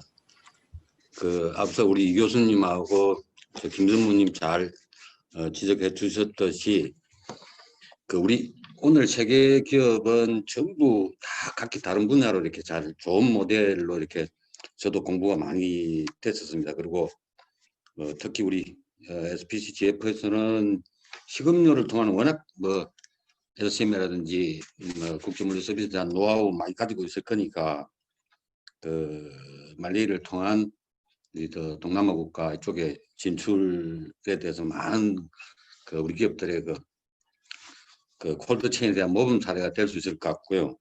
그 다음에 포맨 같은 경우 저도 앞서 이 교수님께서 말씀하셨듯이 왜 또 하노이, 호치민 그 다음에 RMA라는 통합법인까지 3개 부분을 해서 하시는지 상당히 좋은 모델 같은데 이렇게 3가지를 한 게 좀 궁금하고요. 우리 기업들이 대부분 이 문제는 지적합니다.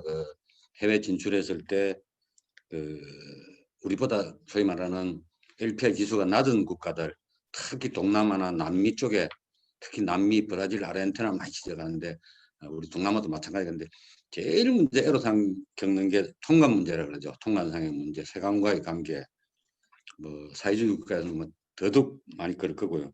이게 참 뭐 아까 우리 연수 교수님께서 말씀하신 것처럼 아주 좋은 모델일 것 같고, 물론 우리 김정무님도 말씀하셨는데 아마 단독으로 하지는 않았고 우리 뭐 EP 기업들 상당히 많은 도움이 될 것 같은데, 이런 모델들은 아마 우리 저 정부에서 하고 있는 해운물류기업 타당성 조사 지원이나 그 다음에 동반 진출 이런 데에 좀 성공 사례로 많이 좀 홍보가 돼 가지고 활성화됐으면 좋겠습니다. 특히 우리 펌민 같은 경우에는 워낙 정부 지원 사업을 많이 이용하셔서 그런지 상당히 잘 되고 있는 것 같고, 그 다음에 마지막에 우리 로직 패밀리는 상해 보세구의 그 수리하고 설비 관련된 그 보세 창고 모델로 이렇게 하셨는데 각기 다 다르게 이렇게 잘 진행돼. 근데 아무리 중국 비즈니스가 자꾸 줄고 있다고 해도 뭐 등한시할 수 없는 분야인 것 같고,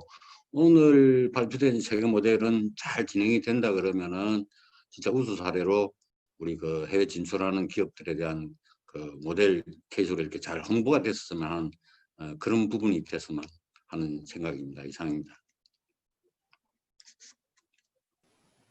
예, 조경기 이사님 감사합니다. 그러면 그 토론자분들께서 말씀해주신 코멘트라든지 질의사항에 대해서 답변을 하는 시간을 갖겠습니다. 먼저 포맨 해운항공의 김승현 이사님, 좀 말씀. 네, 들리십니까? 김승현입니다. 잘 들립니다. 일단 좋은 평가 주셔서 감사드리고요. 저도 처음에 그 심사위원으로 참석해 주신 그 예를 들어서 교수님이시나 이 교수님이시나 아니면 김전무님 또 조이사님께서 그때 제가 저희가 처음에 신청 당시에 주셨던 조언들이 실제로는 정말 놀라실 정도로 많이 저희 사업을 진행하면서 많이 반영이 됐습니다. 그때 염려를 주셨던 부분들이 여러 가지가 있었는데요. 제가 오늘 PT 내용에서는 다 말씀을 못 드렸었는데 뭐 제가 다음에 기회가 있으면 다시 말씀을 드리려고 하고, 오늘은 일단 질문 주신 내용에 답드리겠습니다.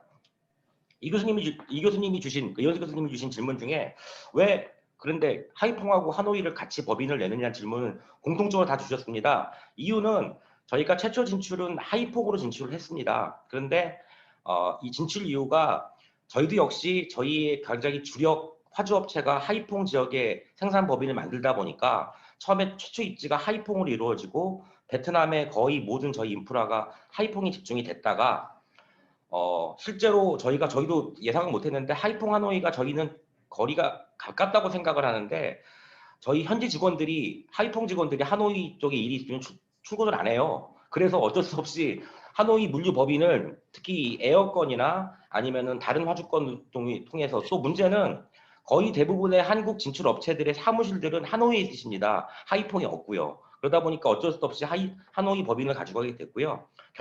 결정적으로는 뒤에 말씀드린 그 RMLA 법인이 저희 같이 다 하노이에 있는데요. 이 법인을 위해서라도 하노이에 저희 거점 법인이 있어야 된다는 저희 컨설팅 결과 그 베트남 그 유권 해석이 나와가지고요. 그것 때문에 하노이 법인을 먼저 만들고 그 다음에 저희 RMLA 통관 법인을 따로 만들었다는 점 말씀을 드릴 거고요. 사실은 왜 그러면은 이 하노이 법인이 이 업무를 수행 못해서 왜 RMLA 수입 통관 법인을 따로 두었느냐의 문제에서는 첫 번째 답을 드릴 수 있는 문제는 베트남 통관법상도 약간 좀 까다로운 조항이 있어가지고요. 물류법인이 어떤 기능 이상은 못합니다. 그래서 어떤 특수화된 시스템을 활용한 통관을 특히 베트남 세관과 링크를 걸었을 경우에는 이게 별개의 그 법인이 필요하다는 저희가 컨설팅 결과를 받아서 그거에 따라서 저희가 법인을 만들었고요. 실제로 말씀 주신 대로 만약에 인테그레이션 돼가지고 한 법인이 다 소화할 수 있다면은 저희 입장에서 비용이 많이 줄어들겠지만 현실적으로 그게 좀 어렵다는 판단이 들어서 현재는 이 진행을 하고 있고요. 두 번째 주신 질문입니다. 그 자체 개발을 했느냐? 저희 이 리퀴디션 시스템은 수입 정산 시스템은 저희 전산팀, 저희 통관 관련 CS팀, 또 저희 주로 쓰는 통관사들, 또 저희가 외부에서 초빙하신 그 전문가들 통해 가지고 정확히 한 3년 정도 걸려서 시스템을 만들었습니다. 최초 시제품은 2019년에 나왔고요. 2020년 돼서 이제 본격적인 저희 버전 2가 나와가지고 지금 활용을 되고 있고요. 또 한 가지 주신 질문이 이제 이거 저희 독점만 사용하느냐 말씀을 하셨는데 아까 제가 PT에도 말씀드렸다시피 이게 저희 물류사만의 어떤 독점적인 게 있을 수가 없습니다. 사실은 이 비슷하게 저희가 최초 진출이긴 한데요. 한국 물류업체 중에서도 비슷한 개념의 사업으로 베트남에 진출하신 업체가 지금 있습니다. 저희에겐 경쟁사가 되겠죠. 근데 뭐 워낙 EP 기업의 수요가 많다 보니까 아직까지는 그렇게 큰 경쟁을 못 느끼고 있긴 하지만 상당히 몇 개의 또 다른 물류 업체들도 이 비슷한 형태의 진출을 시도하고 계셔가지고요. 일단 저희에게는 뭐 또 한 가지 또 질문 주신 게 그러면은 RMA 물류법인의 그 수익 구조는 어떻게 되냐는데 뭐 정확히 말씀드릴 수 있습니다. 일단은 기본 컨설팅비라는 게 처음에 설정을 했었는데 이게 현장에서 저희가 결제를 받기도 어려운 점이 있어가지고요. 저희가 RML에 관련돼서 컨설팅을 진행한 이후에 이 화주 기업들이 저희 시스템을 사용하게 되면은 시스템 사용료라는 게 있습니다. 크진 않고 한 달에 한국 돈 한 40만 원 정도 되는데요. 그리고 또 시스템 유지비라는 게 있습니다. 이런 비용을 통해 가지고 저희 수익 구조를 만들고 있고요. 그 다음에 비용 관련도 질문 주셨습니다. 이 교수님께서 되게 저희한테 굉장히 중요한 상황이었었는데 이게 BOM이 또 업종별로 다를 수밖에 없다 보니까 근데 저희가 지금 현재 계약해서 저희가 이 서비스를 저희한테 받으시는 업체가 일단 대기업군에서는 효성그룹이 있고요. 또 2차 전지하시는 엠플러스 이 기업군들이 상당히 다양합니다. 근데 어떻게 진행을 보통 하고 있냐면요. 아까 말씀드렸던 HS 코드 분석이 저희 진행할 때 가장 선행 사업입니다. 이 분석을 통해서 그 베트남 세관이 지정한 BOM 방식을 가져와서요. 거기에 저희가 결합시키는 방식으로 각각 개별 제품, 물론 화주마다 달라질 수 있습니다. 산업군마다 공통점도 있지만 같은 산업군이라 하더라도 화주사의 제품에 따라서 여러 가지 변수가 나오긴 하는데요. 그래서 저희가 한 업체랑 계약을 할 때는 한 화주사의 이 BOM 관련돼서 컨설팅을 최소한 3주에서 4주 정도를 별도로 진행을 합니다. 그렇게 해서 완비된 시스템으로 일을 진행을 하고 있고 또 한 가지 주신 질문이 CKD 관련된 질문이신데 CKD 저희 주요 루트는 뭐 다 아실 텐데 기아자동차 걸 진행을 많이 하는데요.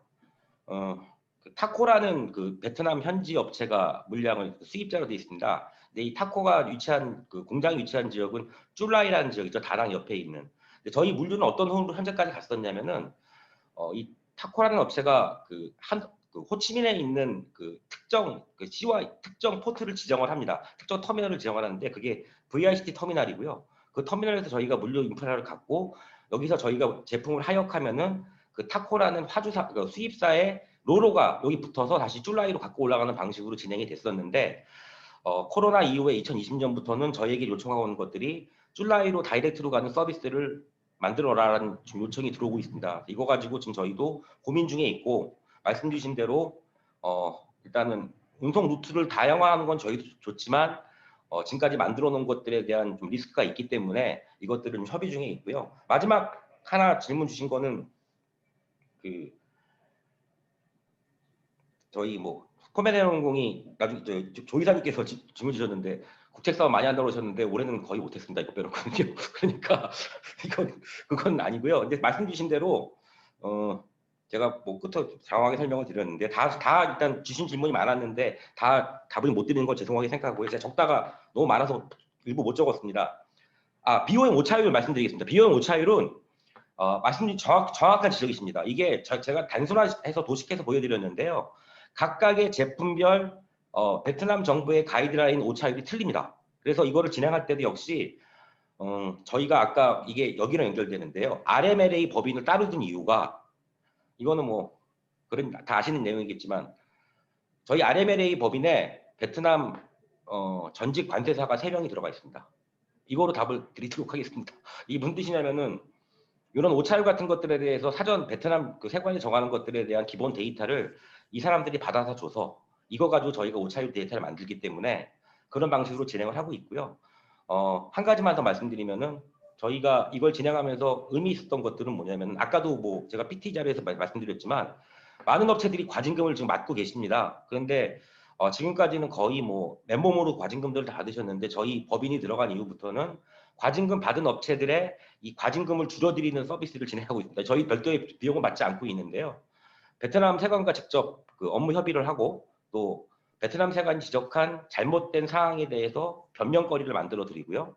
또 향후에 이렇게 시정하겠다 해서 저희가 현재까지 이거 한 10개 이상 업체를 저희가 일단 과징금 받은 업체들에 대해서 저희가 같이 업무를 도와드렸는데요. 많은 업체는 75% 경감 받으셨고요. 보통 50% 정도의 경감으로 업체들이 과징금 경감을 받으셔서 저희한테 뭐 떨어진 건 없지만 그래도 상당히 그거만으로도 주변에 소문이 나다 보니까 저희가 여러 가지 많은 업체들과 지금 이 관련해 가지고 물류 서비스를 제공하고 있습니다. 답변이 부족했겠지만 이상 드리도록 하겠습니다. 감사합니다. 예, 김성현 이사님 감사합니다. 다음으로 로지스틱스 패밀리의 김민성 이사님, 예, 그 토론자분들의 코멘트와 질의에 대한 답변을 부탁드리겠습니다. 예, 간단하게 답변 드리도록 하겠습니다. 먼저 이 교수님께서 여쭤봤던 부분이 부품에 대한 수요 예측, 그래서 창고에 넣어야 되는지 안 넣어야 되는지 뭐 그런 ABC 관리에 대해서 말씀드렸는데요. 저희가 1차적으로 간단하게 고객 인터뷰를 통해서 내용을 했습니다. 한국에 둬야 될지, 중국 중앙 허브에다 둬야 될지, 아니면 지역에, 아니면 공장에다 둬야 될지에 대해서 그 전반적인 부분을 봤고요. 그 결과 데이터가 이제 이 정도로 이제 뭐 자세하진 않지만 이 정도로 나왔고요.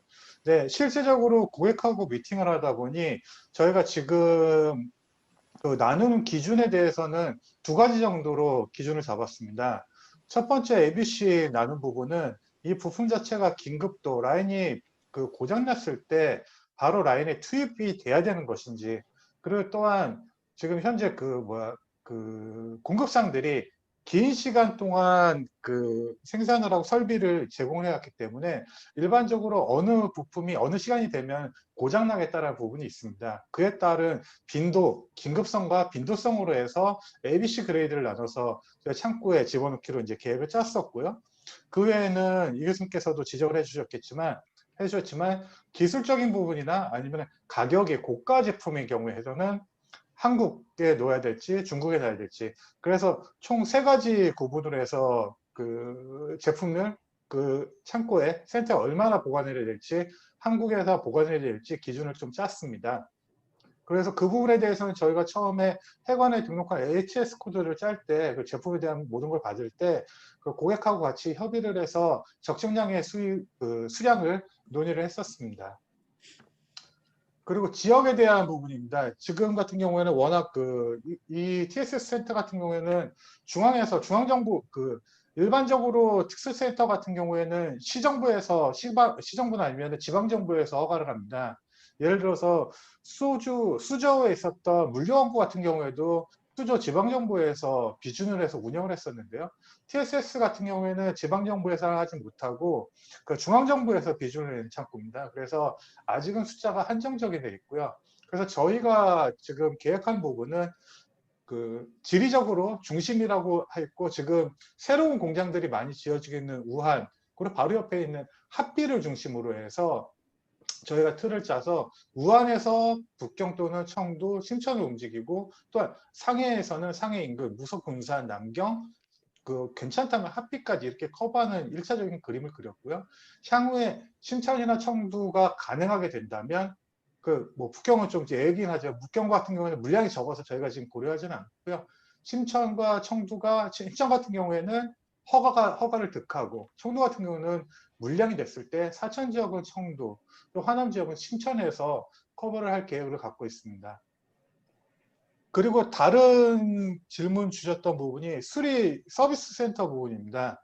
수리 서비스 센터 같은 경우에는 저희도 TSS를 하다 보니 결국은 설비에 대한 전체 공급과 그리고 반품, 그리고 중간에서 발생하는 수리를 연결을 하면은 완벽한 망을 완성을 할 수 있겠다라고 생각을 하고 있고, 그래서 서비스 센터에 대해서 많은 이제 노력을 공부를 하였습니다.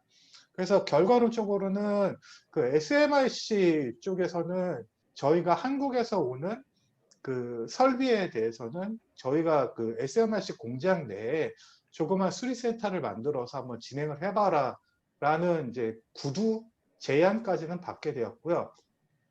그렇지만 조금 아쉬운 부분이, 첫 번째는 뭐 다들 말씀해 주셨지만 저희가 이 사업을 처음 시작하자마자 저희가 이제 홍보를 시작하는 2020년 초반에 코로나가 터지는 바람에 저희가 그 이후로 한국을 한 번도 못 가고 홍보를 못 해서 그 발생한 문제점, 고객 수요가 적다는 문제점. 두 번째는 서비스 센터를 진행하게 됩니다. 그 안에 이제 각종 그 최소한의 이제 설비들이 들어가야 됩니다. 근데 그 부분을 저희가 물류회사가 진행을 해서 하기에는 뭐 아무리 뭐 컨베이어 벨트라 아니면은 그 뭐죠? 무진실 등등 하는 부분에 대해서 그렇게 복잡하지는 않다고는 하지만 그 물류회사가 진행하기에는 약간의 이제 턱이 있는 부분. 그리고 세 번째는 그렇게 많은 업체와 저희가 그 컨택은 하지 않았지만 그런 부분이 있었습니다. 각 업체, 기업들 간에 그 기술들이 갖고 있는 이제 기술들에 대한 노하우 노출에 대한 부분에 대한 좀 그 저항심이 있으셔서 수리 서비스 같은 경우에는 저희가 2021년도에 주요 과제로 삼고 추진하려고 했으나 약간 이제 지연되는 부분이긴 합니다. 근데 단 지금 논의되는 부분은 SMRC가 한국 그 설비업체와 같이 공동으로 개발을 해서 받아오는 뭐 그런 제품 같은 경우에서는 한번 수리센터를 한번 그 운영을 해보는 게 어떻겠느냐 뭐 그런 식까지는 얘기를 하고 있습니다.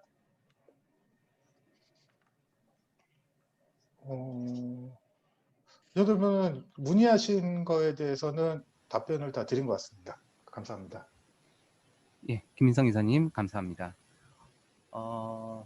예, 이제 토론자 분들의 코멘트와 그리고 예, 답변 등이 끝났습니다. 그 혹시 이제 참가자 분들 중에서 뭔가 이제 질의사항이라든지 코멘트가 있으시면 말씀을 해주시기 바랍니다. 해사명 그 마이크 부분에 이제 오늘 하셔서 해사명 그리고 성함을 말씀하시고 질의를 해주시면 됩니다. 예.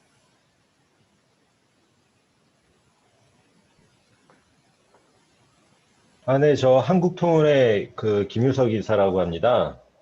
저희는 그 올해 처음 저희 회사는 그 KMI 쪽 이번 그 지원 사업에 참가를 해서 지금 이제 스타디를 마무리하고 있는 단계고요.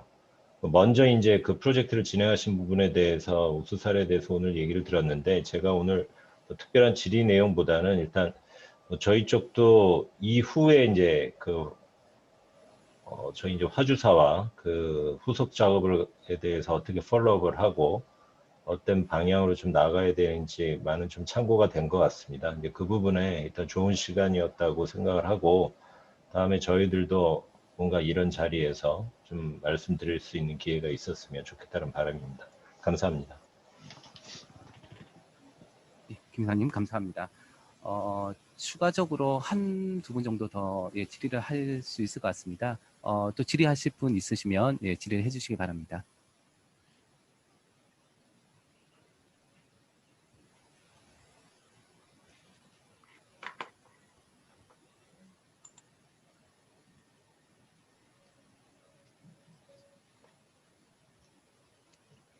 다른 분 예. 없으시면 제가 마지막으로 감사 인사도 드릴 겸 말씀을 드리겠습니다. 예, 반갑습니다. 저 한국해양수산개발원 국제물류투자분석지원센터를 맡고 있는 김은수라고 합니다. 저 발표해 주신 한건호 과장님, 김성현 이사님, 김민성 대표님 모두 감사드리고요. 또 바쁜 시간에도 불구하고 또 토론에 참여해 주신 이원수 교수님, 김범준 전무님, 조경주 이사님 감사드립니다. 뭐 오늘 좋은 내용을 많이 공부한 것 같습니다. 저는 이제 내년에 대해서 좀 잠깐 말씀드리려고 하는데요. 일단 해양수산부에서 내년에는 사업을 조금 빨리 진행하려고 계획을 하고 있습니다. 그래서 내년에는 아마 1월 말, 2월 초에 내년도 사업 이제 공고가 날 계획이고요.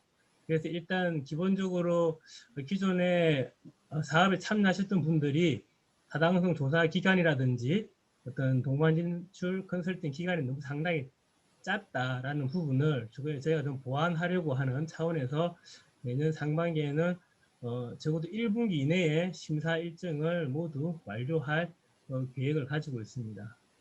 그리고 또 시간이 지나다 보니까 저희가 벌써 올해 2년차 관리 기관으로서의 역할을 했고 내년도에 3년차에 돌입하는데요. 일단 이 지원하는 예산이 상당히 제한적인 것은 이게 사업에 참여하신 분들이 다 이해하고 계실 거라고 생각하고 있습니다. 이 부분에 대해서 이 3년 차에는 저희가 조금 더 강력한 홍보 전략을 좀 마련해서 홍보를 시행해야 되겠다. 지금 제가 계획을 좀 하고 있습니다.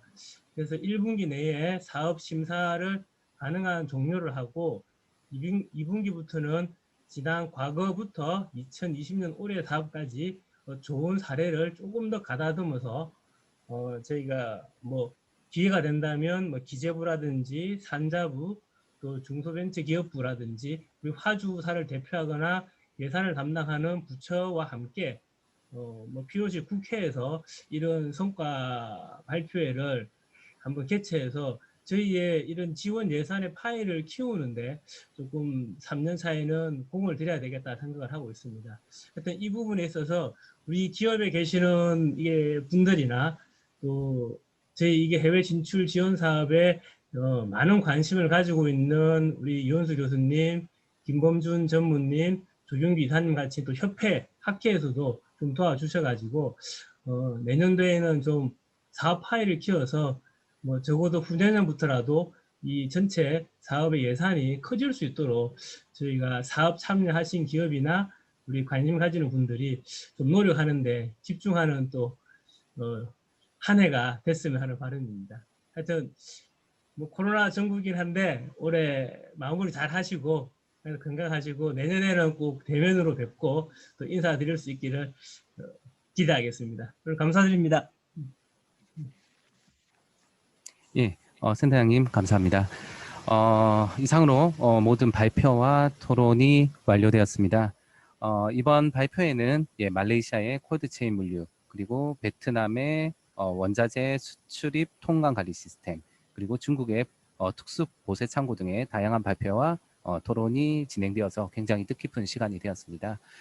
저희 KMI의 국제물류 투자 분석 지원 센터장님께서 이제 그 사업에 관련된 부분은 많이 말씀을 해주셨기 때문에 그 부분은 생략하고 내년에도 우리 물류 기업이 해외 진출이 좀 더 활성화될 수 있도록 동사업에 대한 사업 운영 개편이라든지 그리고 정책 지원 제도 개선 등에 대한 지원을 지속적으로 노력을 하도록 하겠습니다.